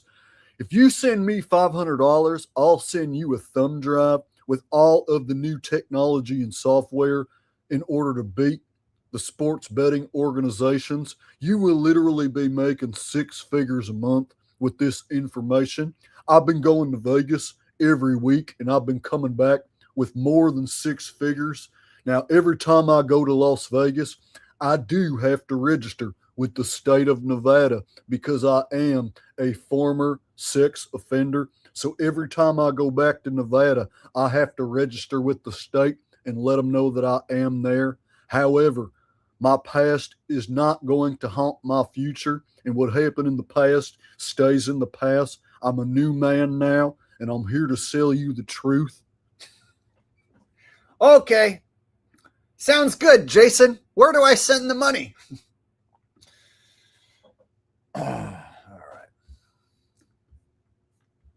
Okay, I reject that there's a higher calling that we need to all get around, and the legacy of actually the legacy, if we find out that the government is implicated, and it looks like to me, and I think a lot of people on the outside, the government is implicated, otherwise it wouldn't require every department of the government using propaganda to convince us against common sense. Okay. So there she's directly saying the government is implicated. The government's implicated in Charlie's death. Actually, the legacy, if we find out that the government is implicated, and it looks like to me, and I think a lot of people on the outside, the government is implicated, otherwise it wouldn't require every department of the government using propaganda to convince us against common sense. Okay. And if we find out that the government is implicated, then actually his legacy is going to be that a person who gave all of himself to helping people get elected, all of himself to this political machine, was ultimately killed by it. And I think that matters to a lot of people. And I think it's obvious it matters to a lot of people because what feels like $1 billion campaign of propaganda against it doesn't seem to be working. There is something very big that we are very close to unpacking here. See, guys, so she's directly saying that the government is involved with the assassination of Charlie Kirk. And then she's positioned herself as the lead investigator and authority into figuring out what actually happened. And millions of people have accepted her as the authority on what happened to Charlie Kirk. Millions of people accept her as the lead investigator. Oh, I wonder what Candace has figured out today. I'm going to head over to Candace's channel and see if she's discovered any new evidence in what happened to Charlie Kirk. Oh, Heisman says, love your channel, especially the live streams.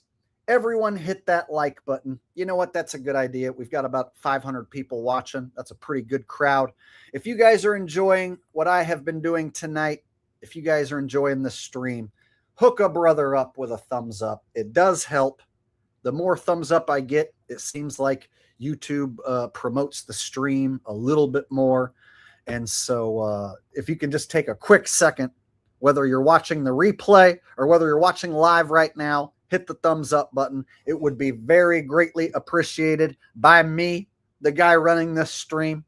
And so the more thumbs up, the merrier. So yeah, if you're watching the replay, hit the thumbs up. Yeah, you. I'm talking to you listening right now. Hit the thumbs up. And if you're watching live right now, you should have already hit the thumbs up. What's wrong with you? How are you going to sit here and watch me live doing this investigation, telling you the real truth, breaking it down, and not give a brother a thumbs up?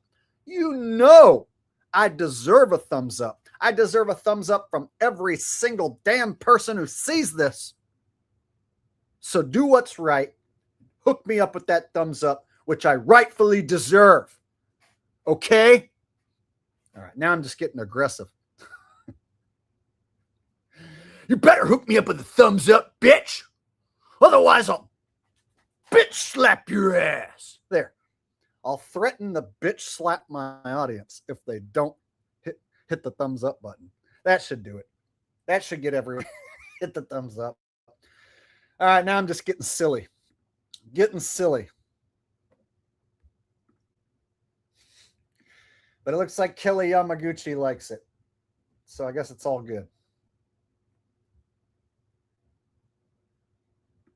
Awesome. Thank you for the thumbs up, guys.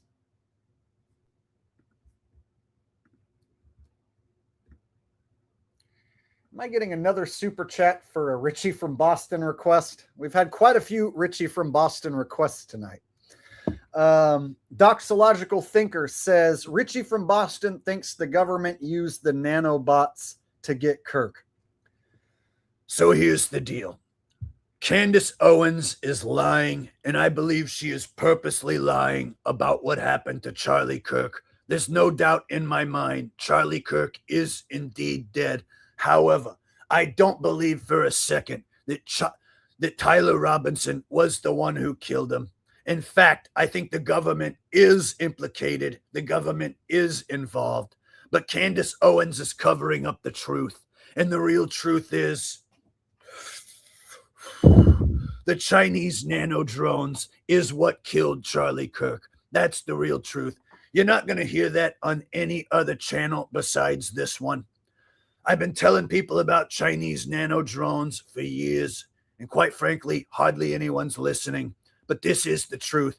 Chinese nano drones implanted themselves deep within the anus of Charlie Kirk. I could totally tell just by watching the guy. His body was filled to the brim with Chinese nano drones. There was a whole plethora of these nano drones that made it into his anus. And then they, of course, turned themselves into Chinese nano aids.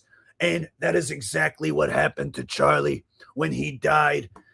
His body was filled with these nano drones. He had Chinese nano aids, of course. You could see it all over his face. He was having health consequences for weeks up until his death.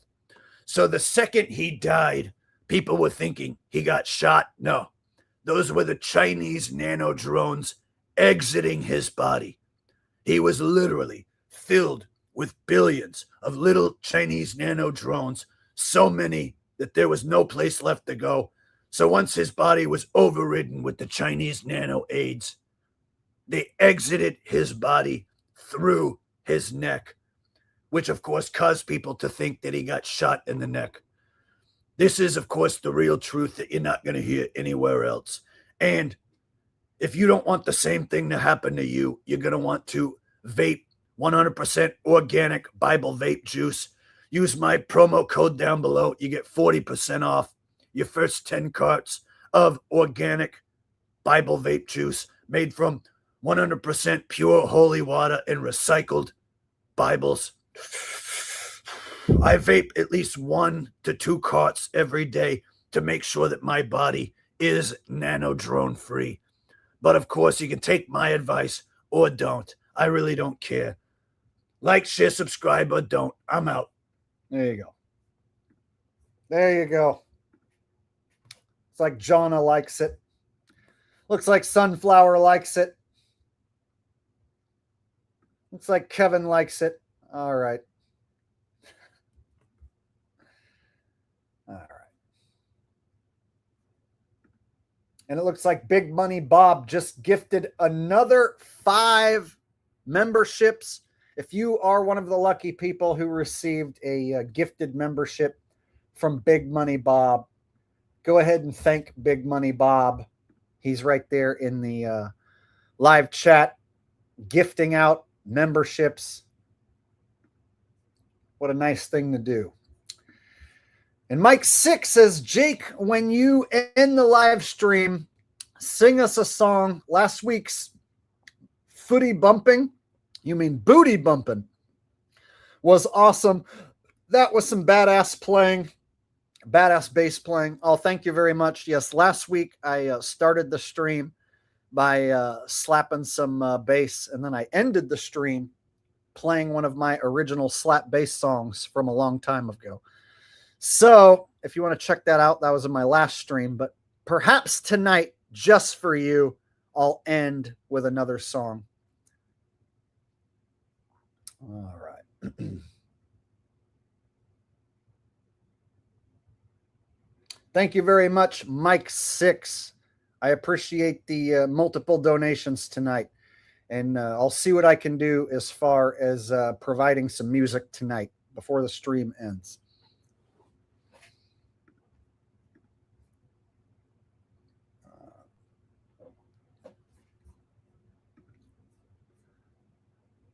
And the panic that we sense right now in deploying what feels to me to be a really nasty emotional tactic here, basically trying to say to people, how dare you go against the grieving widow? How dare you go against David Hogg, right? And you're like, well, I don't know if David Hogg, I know I'm very sad, obviously, that a school shooting happened. The Parkland shooting at high school should not happen. No child should have to live with that. But why does that mean David Hogg gets to go to Harvard? Right? Does that make sense? Like, does he belong at Harvard? And they go, oh, how dare, how you evil, demonic person. Are you possessed? How could you ever question his authority and whether or not he's equipped to run the charity and speak on? Looks like Mike 6 was a victim of the spell checker. He tried to say booty bumping, but the spell checker did not allow it. They did not recognize that phrase. It's all good, Mike. I knew what you were talking about.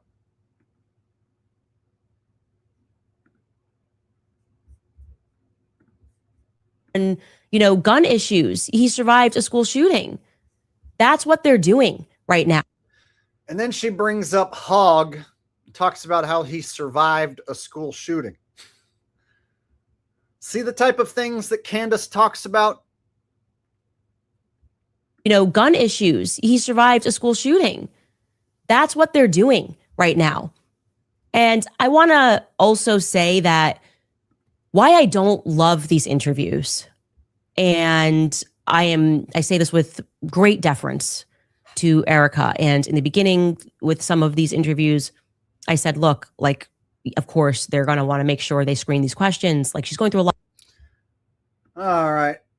Get rid of Candace for now. Lemming in a shiny metal box with a extremely generous donation says, Sir Jake, on a lighter note, did you find the ambulance on Sega Genesis Madden 92 running over the players amusing or offensive? Oh, I thought that was funny as shit. In fact, let me see if I can find a clip of that to show people, since you just brought it up and since you're sending such a generous super chat.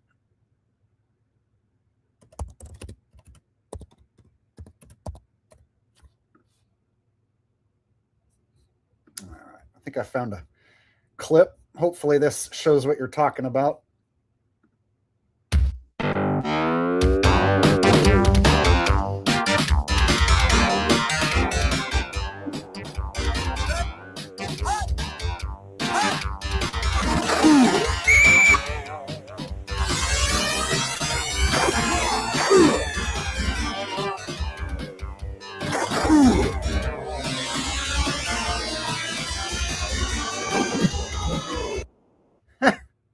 So the ambulance would come in and would run over the players, which was hilarious.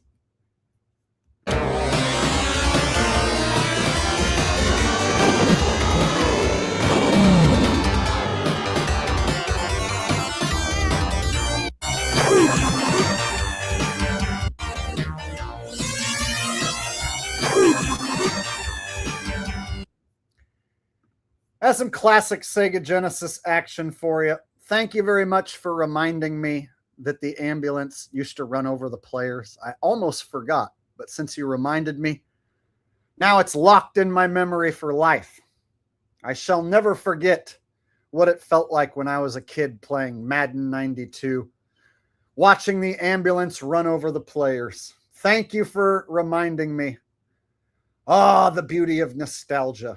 And thank you again, Lemming in a Shiny Metal Box. That is a extremely, extremely generous super chat of you. Double fist bumps to you, Lemming in a Shiny Metal Box. All right. Also got a donation from Doxological Thinker. Says, can you do this do lady morphing into Trump YMCA? And that when we hear, and then we heard the dot, and then we got under the table, and that's when we hear do, and then the ta, and then we start to run, and we're very scared, and then we hide under the table, and that's when we hear the sound, very loud sound. They go do, and the ta do.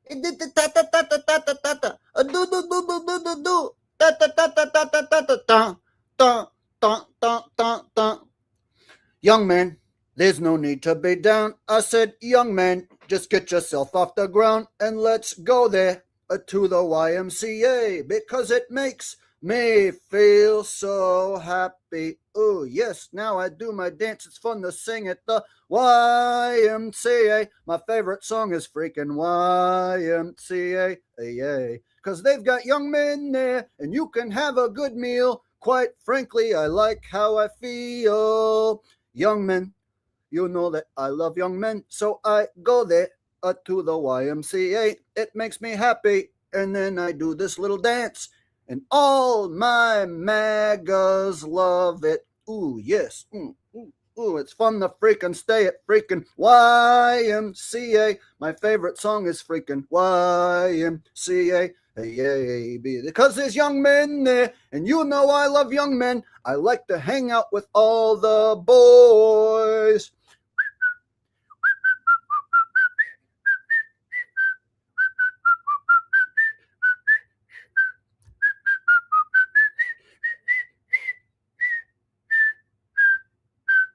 One more time. Do.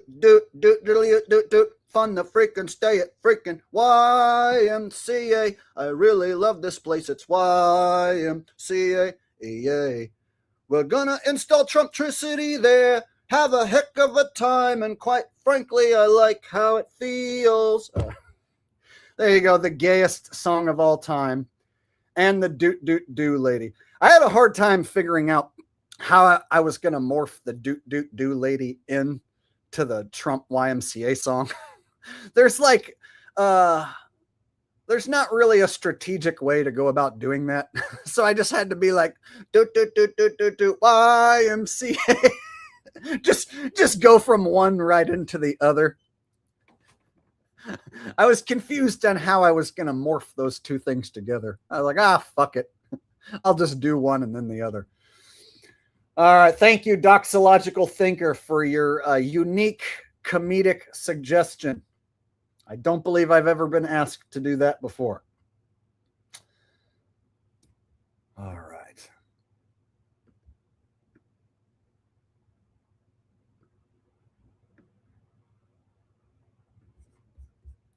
Let me make sure I'm all caught up on super chats.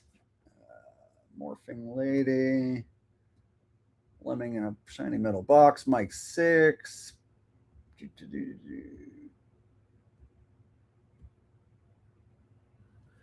Oh, I missed one a while back from Big Money Bob, who said 522 in the chat. Get the thumbs up. Thank you, Big Money Bob, for the thumbs up suggestion. I just now am looking at the old super chats, making sure I didn't miss any. And it looks like, I don't know, a while ago, 15, 20 minutes ago, you sent the super chat telling people to hit the thumbs up. So not only is Big Money Bob handing out free memberships, he's also telling people to hit the thumbs up. Thank you, Big Money Bob. You are awesome. All right.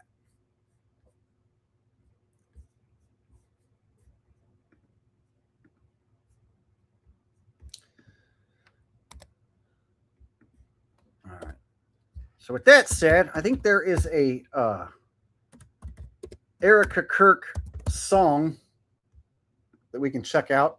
It's not very long.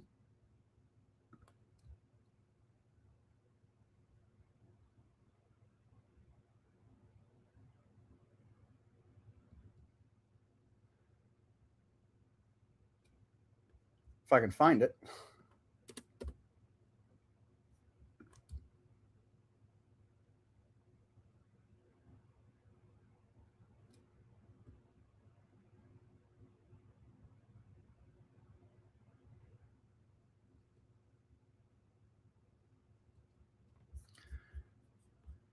One second. There was this like minute and a half like comedy song with Erika Kirk, and I lost track of where it is. See if I can find it. Ah, found it. Okay. Okay. Here we go. Erika Kirk comedy song. You brought baby Buff Buff on the show today? This chat. Every day. I am so excited. Daddy's home, take his phone, Friday night, Shabbat Shalom. Daddy's home, take his phone, Friday night, Shabbat Shalom. You brought baby Buff Buff on the show today? Stop.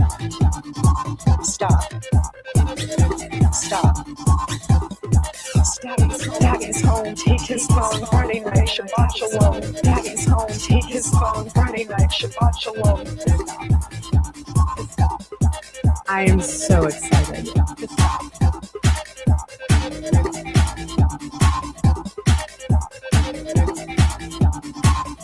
I am so excited. Friday night, take his phone, Shabbat Shalom. Take his phone, Shabbat Shalom. Take his phone, Shabbat Shalom. Boop, boop, boop, boop, boop. There you go. All right. Yeah, it's stupid. I know. Big Money Bob says, love you and this community, Jake. So grateful and blessed to have found y'all. Can I possibly get a little land on the moon? Bro, because you've given away memberships tonight and you've donated multiple times just for you right here, right now.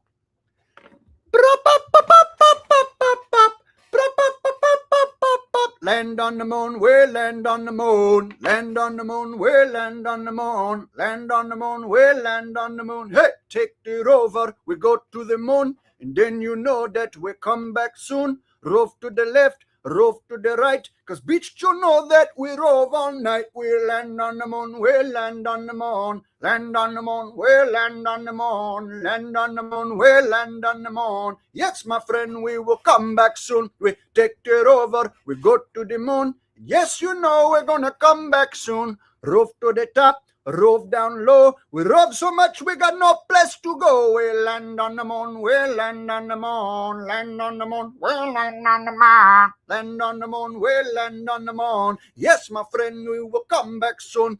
Take the rover, rove to the moon. Yes, you know we're gonna come back soon. Rove to the east, rove to the west. Cause bitch, you know that we rove the best. We land on the moon, we land on the moon. Land on the moon, we land on the moon. Yes, my friend, we will come back soon. Say row, row, row. Everybody now. Row, row, row, rover. Row, row, row. Come on, my friend. Row, row, row. Everybody now. Row, row, row. Row, row, row, row, row, row, rover. Row, row, row, row, row, row, row, row, row, rover, row, row, row, row, row, row, row, row, row, rover. Row! There you go. Land on the moon just for you. Just for you.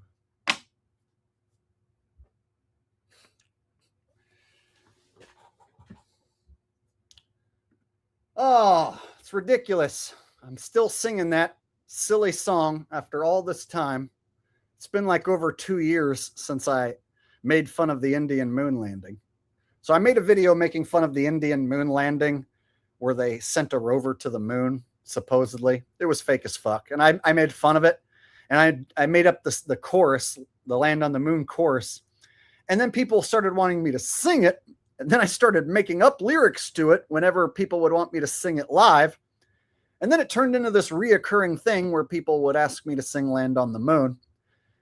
And then I started thinking like, man, that video came out a couple of years ago. There's people asking me to sing Land on the Moon who don't even know where it came from or how it even got started, but they still want me to sing it. Good times. Good times landing on the moon.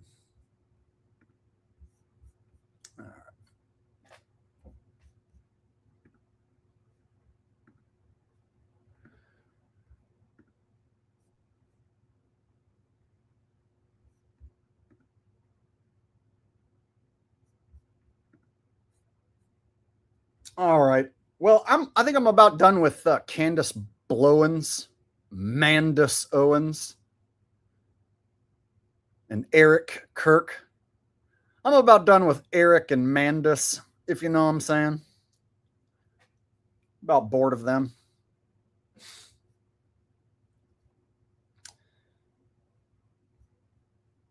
So I don't know about you guys, but I've been watching some of these videos about people living in like sheds. There's people who don't want to have to buy a regular house because it's so expensive. And there's people who don't want to have to pay property taxes and electric bills and whatnot. So more and more people are buying land and then building their own tiny house or having a shed from like Home Depot brought to the property. And then they're building a tiny house inside the shed. So I clicked on a few of these videos of people doing their own off-grid shed living homestead. And once you click on one of these videos, then YouTube starts just promoting these videos to you like nonstop. So I'll show you guys a couple of these videos I was looking at, and it's got me thinking maybe in the future I might buy some land and try the fucking off-grid thing. The problem is I don't really know what I'm doing, or I wouldn't know what I'm doing. So it might totally be a huge mistake if I ever did that. But watching these videos of people does make it look sort of interesting. So let me show you guys how people are escaping the rat race and moving into sheds and stuff, and starting their own little homesteads.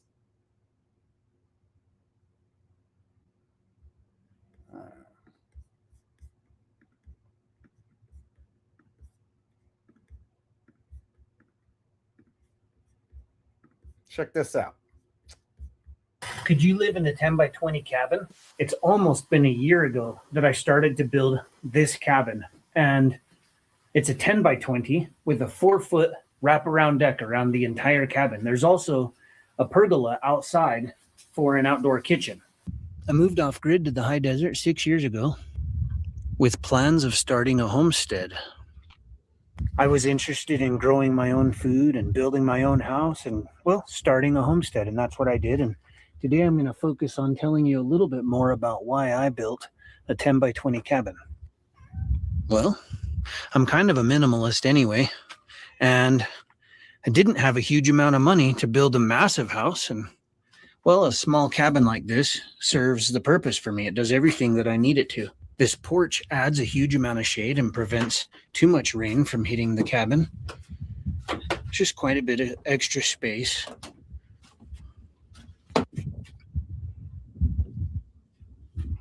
Having the outdoor kitchen here doubles the space for the kitchen.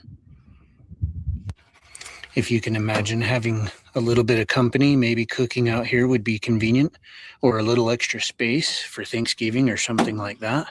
So this guy built his own shelter on land that he bought, and he's just been slowly adding on to it.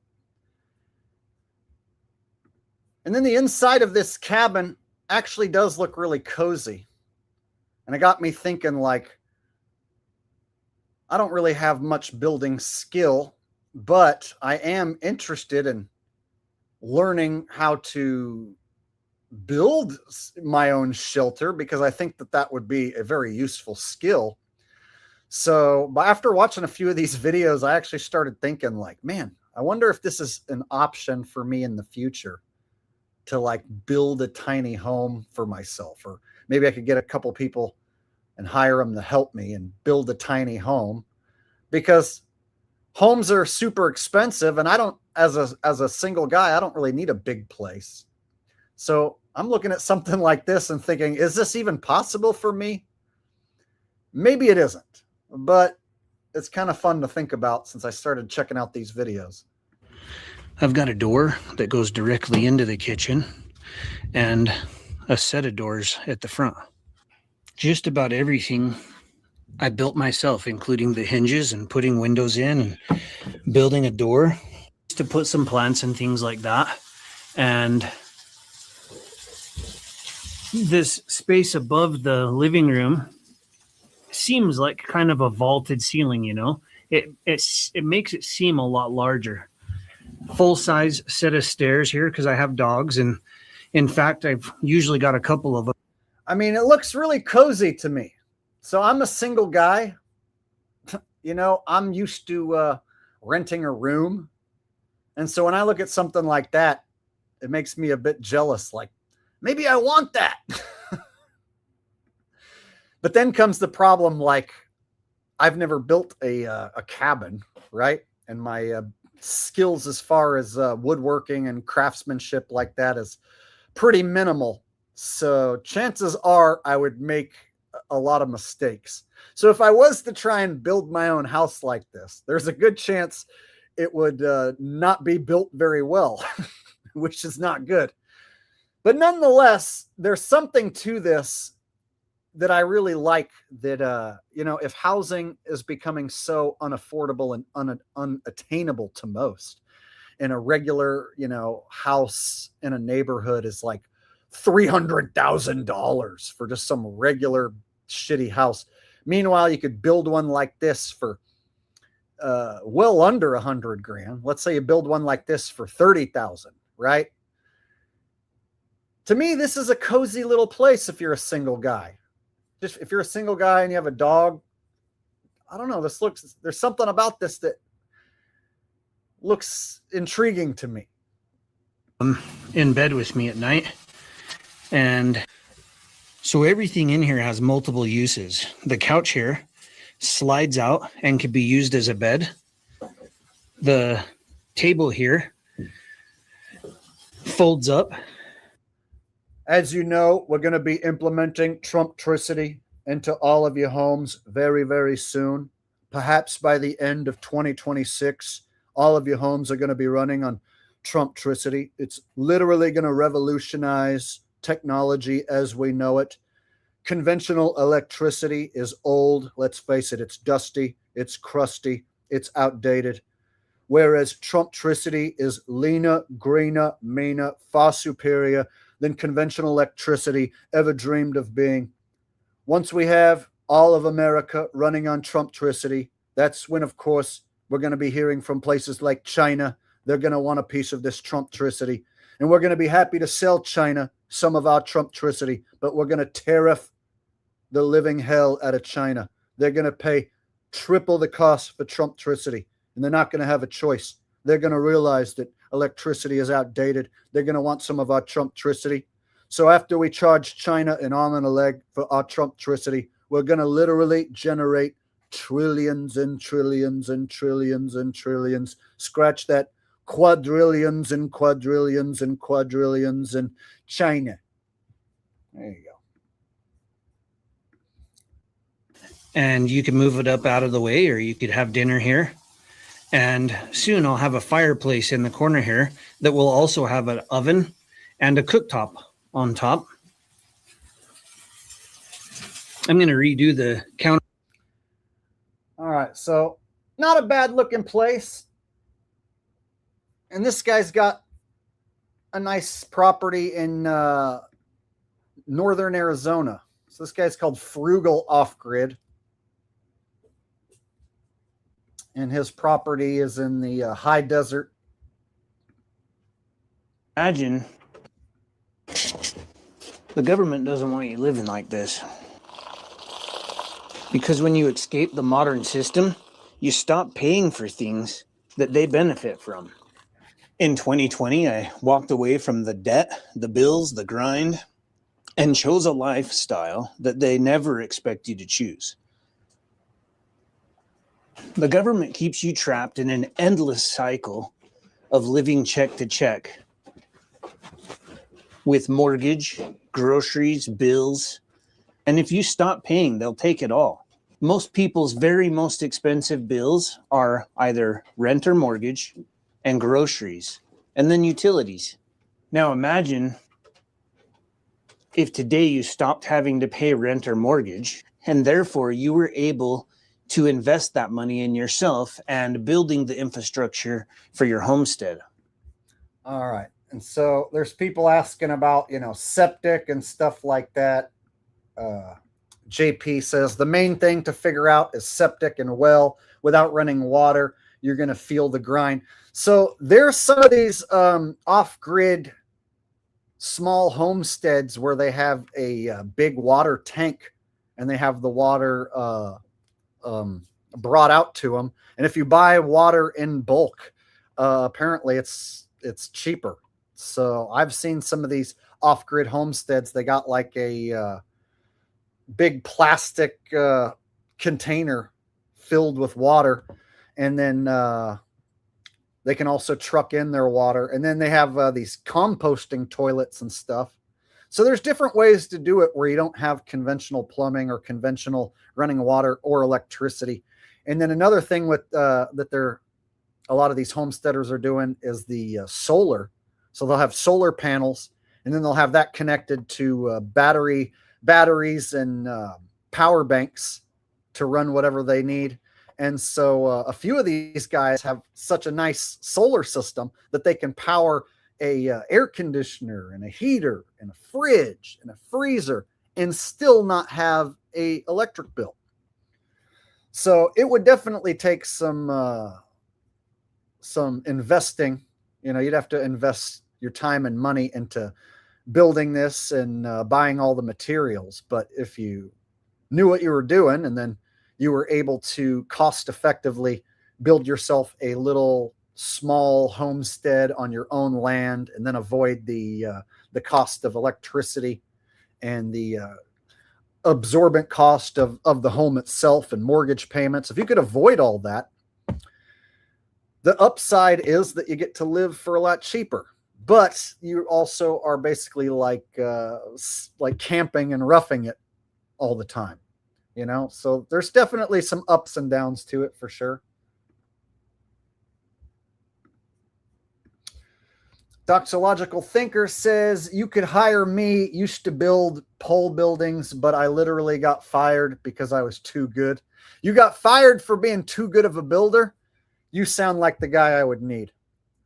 So I've seen a bunch of different videos from people who find land with an abandoned, dilapidated property, and then they go in and they fix up the property, and then they start living in it. So I've seen a few of these, or several different homesteads where they buy the land, and then there's either no structure, and then they have to bring in their own sheds, or they build their own.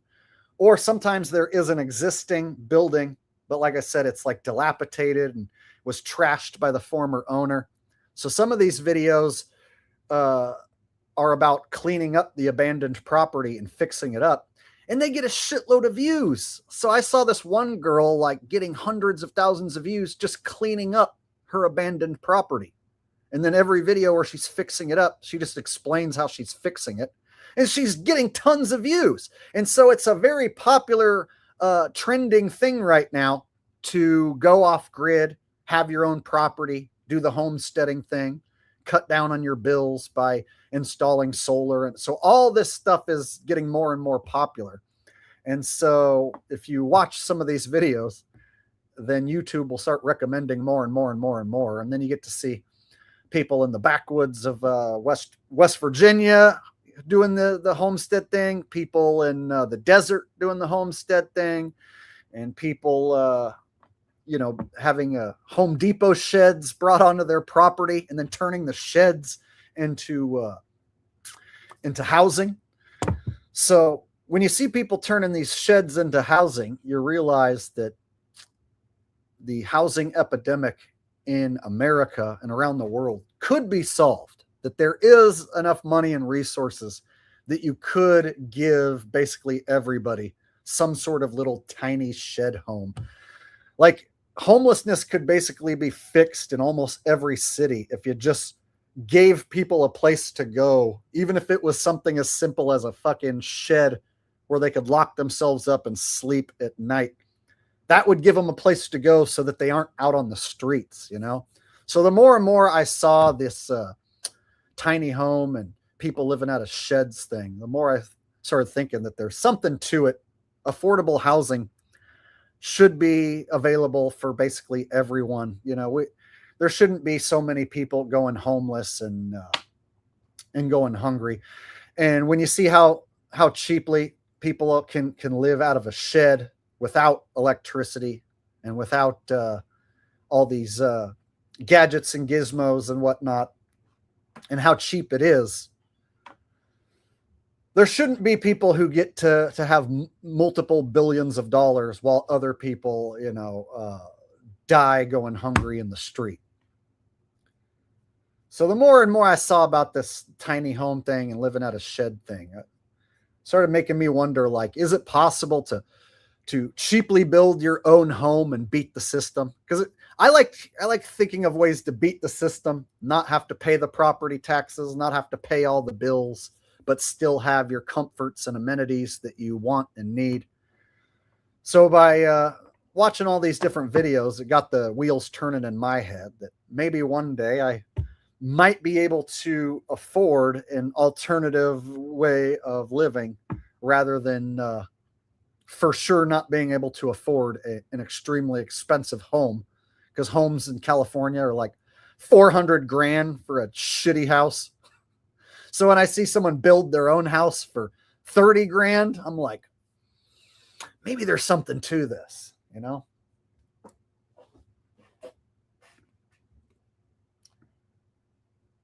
Got a super chat from JP Crucino. He says, 100% Jake, I fixed an existing wreck. Now is A-okay. Just make sure you can fall back if things backfire.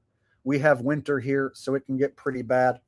So yeah, a lot of places, if you're going to do off-grid, it's going to be in the mountains where it's going to be cold.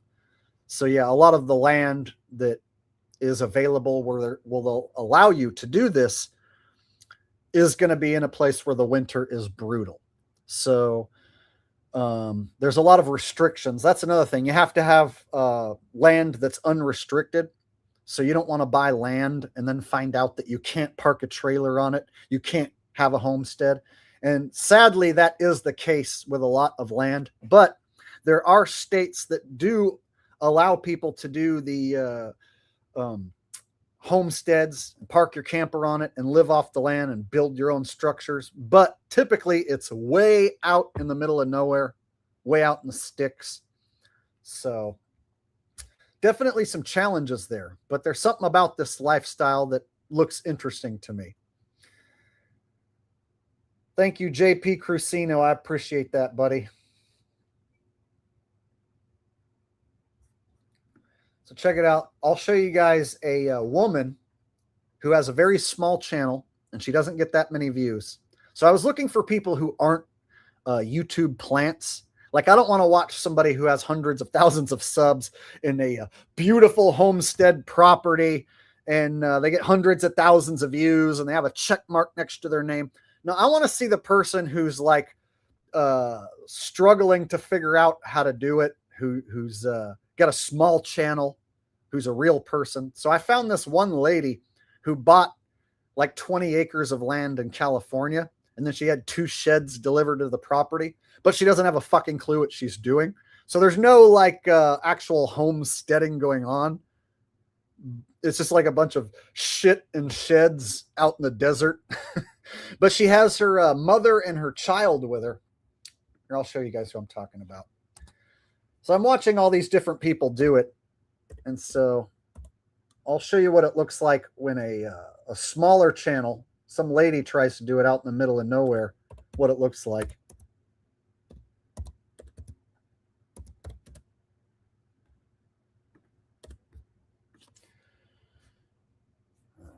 So the channel's called No Dowdy Homestead. And she's only got 8,000 subs. And her videos don't get that many views. But she does have a core audience who's following her. And people send her supplies. People gift her stuff for her homestead. People send her money. So her channel is inspiring people that even somebody who doesn't know what they're doing can still live this life.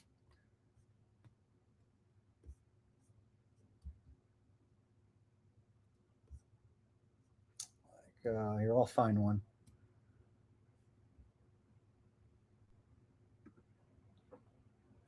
Howdy from No Dowdy. 7:45 in the morning, 30 degrees outside and gorgeous. It got down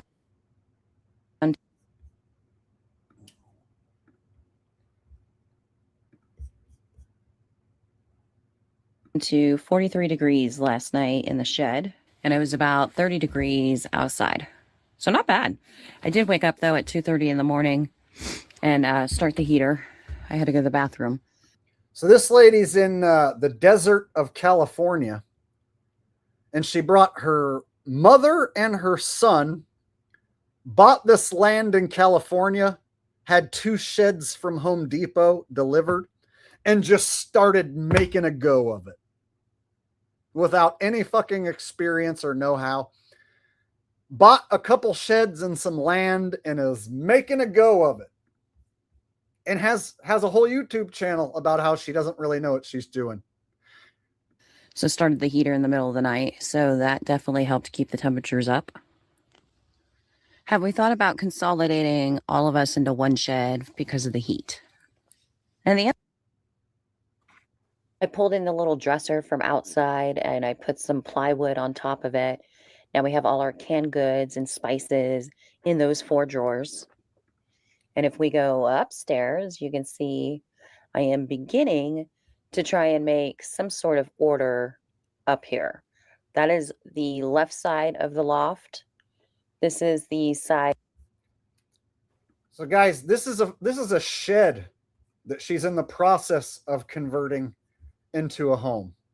This is what it looks like when you start the process. And that reminds me, there is another package. This one came to my P.O. box, wasn't from Amazon. Check it out. Not only some fancy wool socks. Man, these wool socks are amazing. Love them. But then this little fanny pack, and it's like the military style mole. Let me see if I can find a video with a better look at her property. Amazon packages in, and here it goes. Check it out. She's got 2 sheds. Howdy from No Dowdy. Look what Nikki and Steve brought. My puppy dogs. Juniper has a bed. Say thank you, Juniper. So here's her 2 sheds. And so this is like a lady who bought the land, had the sheds delivered. She's just trying to figure it out as she goes along. And then her YouTube channel is about her struggles and trials and tribulations on this property. So she doesn't have like, horses or pigs or chickens or any of that shit yet. She's got her dogs and her son and her mom and a couple sheds, just trying to figure it out. But there's still something about this that still seems interesting to me. Like there's a part of me that's like, you know, if you took time, you know, a little bit each day and just try to keep improving your property and your situation, and then over the years you add a little more here, add a little more there as you get more money, right? So perhaps this is how it starts. Now maybe in 4 or 5 years she decides she doesn't want to fucking do it and gives up and decides it was a terrible idea, or maybe she makes it. See, that's the thing. I have no idea how it's going to turn out for this lady. So I'm looking at all these different examples. I'm not just looking at the beautiful homestead that's perfectly built. I'm looking at these people who are trying the same thing, who don't really know what they're doing because they still have that want and desire to ditch their bills, live off grid, live a simpler life away from the cities. So something interesting about this that's intriguing to me. Mama Mia's favorite spot.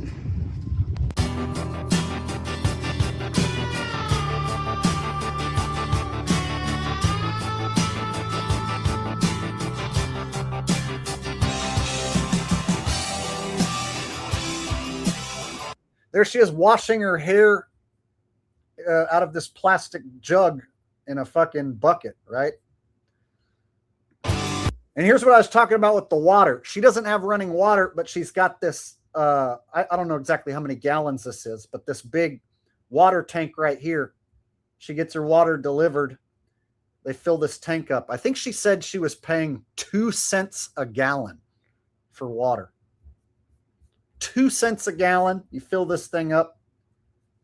Then you have water for however long till it runs out. And then you get it refilled, I guess.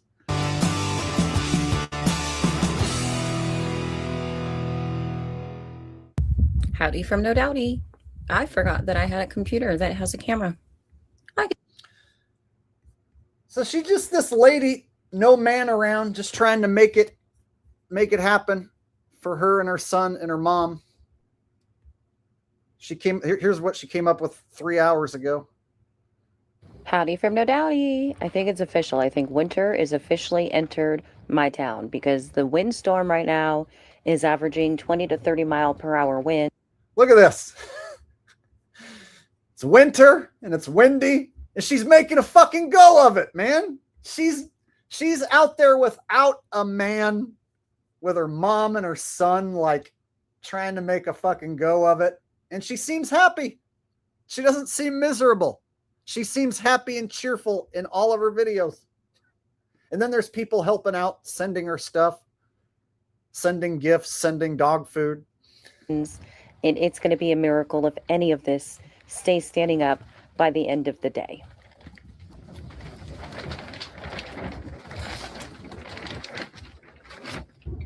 Here's what happens when you love your animals more than you love your stuff. They went outside to go potty, and the entire place is full of mud. Since it's so windy outside, we are going to organize the upstairs because it needs it. It's a little chaos going on over here. What are you guys doing? Mama Mia money. Look at this land. So this is in Northern California. This actually isn't too far from where I live. This is probably, I don't know, 2 hours away from where I live. So this is the Northern California desert near the Nevada border. And so she got like 20 acres for 12 grand, but it's desert land. And this is like high desert. So it gets cold in the winter. And right now it's winter. But this is here in California. But it doesn't look like the California that might be in your head.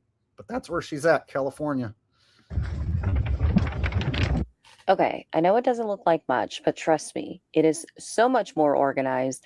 I actually have the ability to kind of move around and find things now, when before things were just kind of thrown all over. So I feel a little better, a lot better actually. Let me give myself some 45 degrees outside. The wind has stopped for now, but it seems to be coming and going throughout the day. Like we'll have a moment that's chill and then a moment of high winds and then nice weather. It can't make up its mind. Imagine you live out in the middle of the desert and 2 sheds is your residence. And you're just going to figure it out as you go along.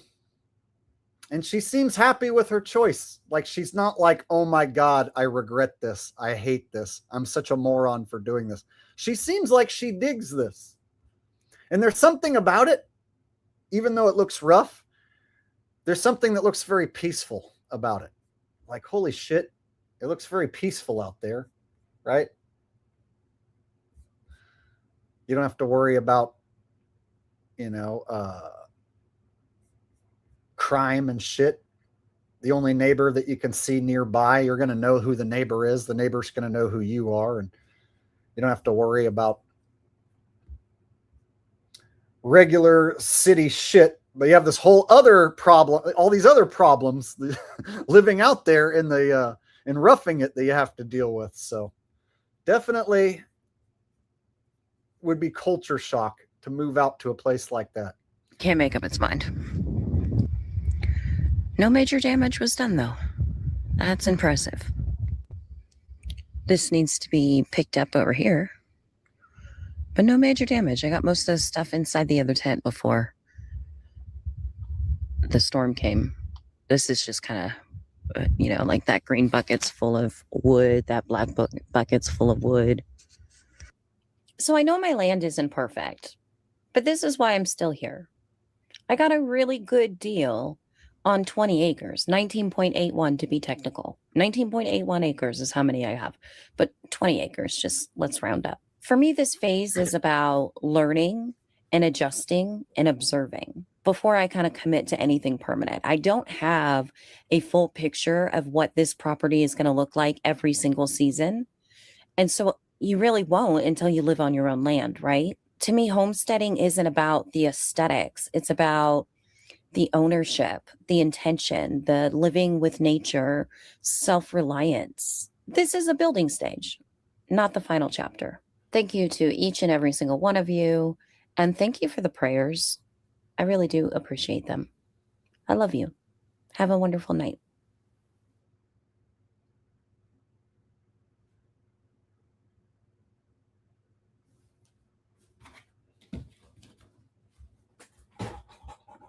All right. So there you go.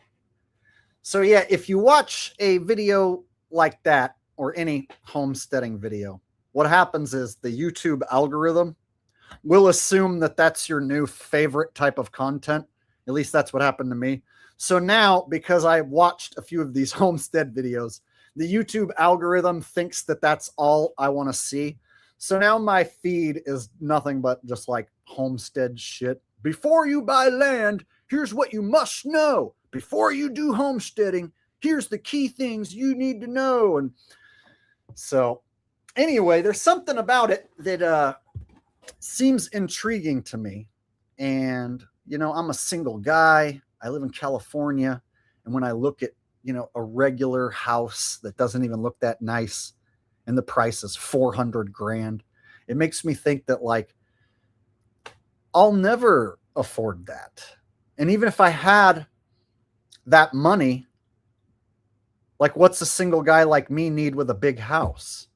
So I'm the type of guy that's used to living out of a room and not doing yard work and maintaining a house. So even if I was given a big house, and I know that won't happen, but let's say I was given a big house, I don't really like having to mow the lawn. I don't really like having to pull weeds. I don't really like having to clean and maintain the house. And so the problem with a big house is if it has a yard, front yard, backyard, somebody's got to maintain that. So either you have to do it, or in this case, I would have to do it, or someone would have to be hired to do it. And if you hire somebody to mow your front yard and your backyard, that's a bill. That's another bill you have to pay. And if you do it yourself, then that's time and energy that you have to dedicate. Now, if you live in like Arizona and you have like rocks in your front yard and you don't have a lawn, then of course that might not apply. But anyone who has a front yard that needs to be mowed and a backyard that needs to be mowed, you know how it is. If you don't mow that shit during the spring and summer, every week it will get out of control, right? And so you either have to pay someone to do it, or maybe you have a kid who you can get to do it. But if you don't pay someone, or if you can't get anyone else to do it, that means your ass has to be out there mowing that lawn. Your ass has to be out there pulling those weeds. Anything goes wrong, you're the one who's going to have to fix it, foot the bill. So when I look at these homesteads that are being built for much cheaper than any of the houses around, and the ones who've done it right and have made themselves sufficient and are making it work, definitely got the wheels in my head turning that maybe one day that might be an option for me.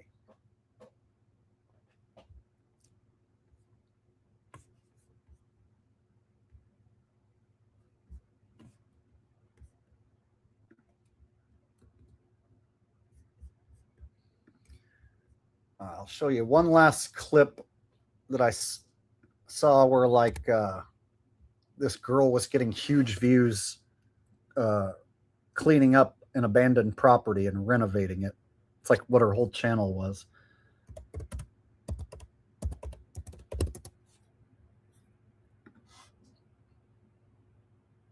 Oh, here she is. So if you just look up my abandoned house,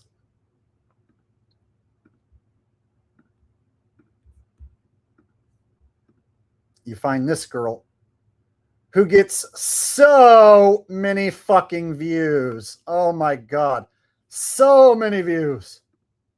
I know this is going to sound crazy, but I really like this kitchen. I like how open of a concept it is. It's a pretty decent sized room, and everything I've shown so far is 100% fixable. An old radio sitting here. All right, let's go into the dining room now. The dining room is also a really big space.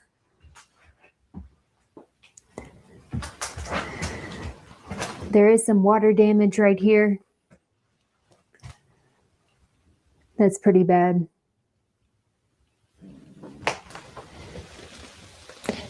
Check this out, guys. Tia Weston. This is a big channel. 547,000 subs. 1 million views on this a month ago. Title, I bought an abandoned house. So 1 million views just fucking walking through an abandoned house full of shit and talking about cleaning it up. Imagine you get 4 or 5 grand on a video that gets 1 million views, and all you did was just talk about how you're going to fix up this property. Not a bad start, right? 1 million views to talk about fucking fixing the place up. So these type of videos are getting a lot more popular. These like fixing up abandoned house videos.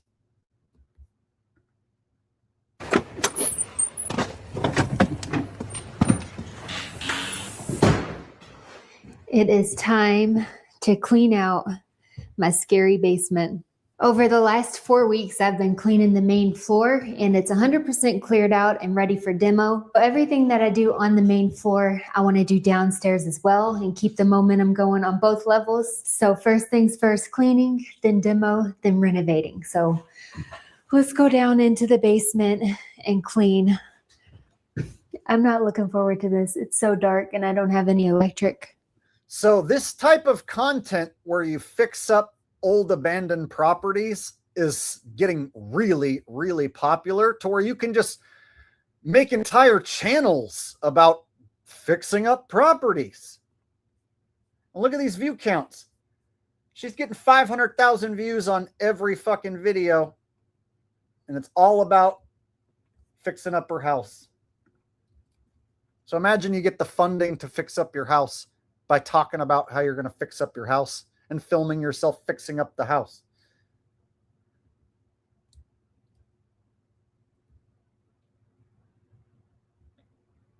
The $1 house. So I guess she bought a house for $1 that was dilapidated and then fixed it up. And she did so well with that now she bought another abandoned house and is fixing that up. So this type of content is super popular, obviously.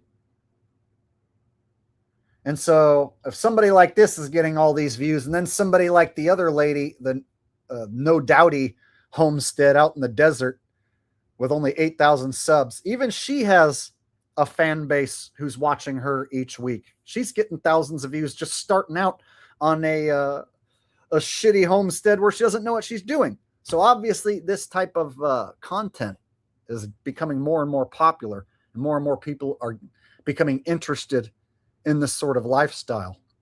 So it'll be interesting to see over the next 10 years whether the popularity of this homesteading increases or whether people start quitting and saying, I didn't realize how hard it was going to be, or I had a homestead for 10 years and then I realized I don't like it and don't want to do it anymore. So we'll see how some of these homesteads turn out in the future. All right.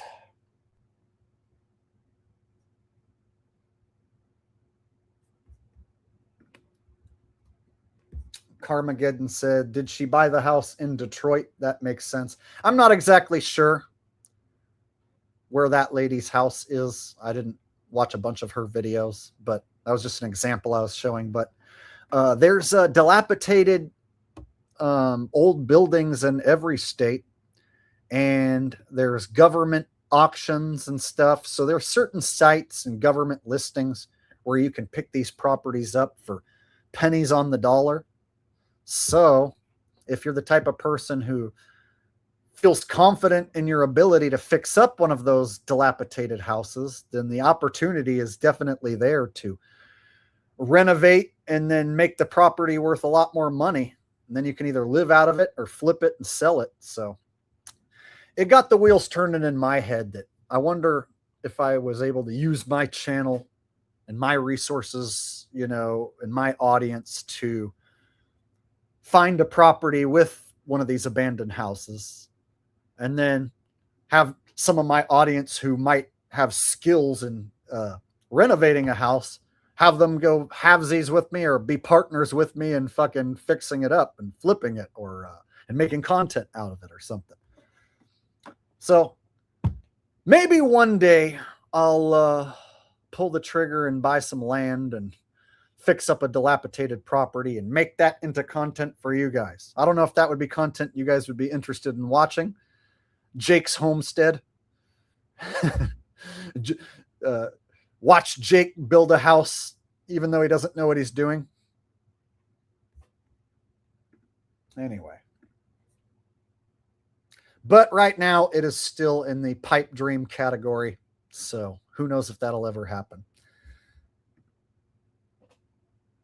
All right, guys, I've been on here almost 3 hours, and I mainly wanted to cover the Erika Kirk, Candace Owens psyop. So you guys got a little extra with the homesteading information. Anyway, so I think I'm about done tonight. I'm getting tired and hungry, and I know my dog wants to go out on a walk, so we're going to go ahead and wrap up Wake 'em Up Wednesdays. I want to thank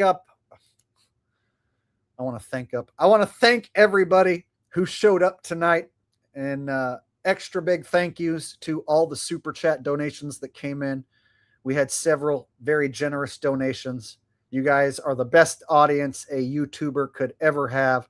Thank you for hanging out with me tonight. I'll see you guys in the next video or the next live stream.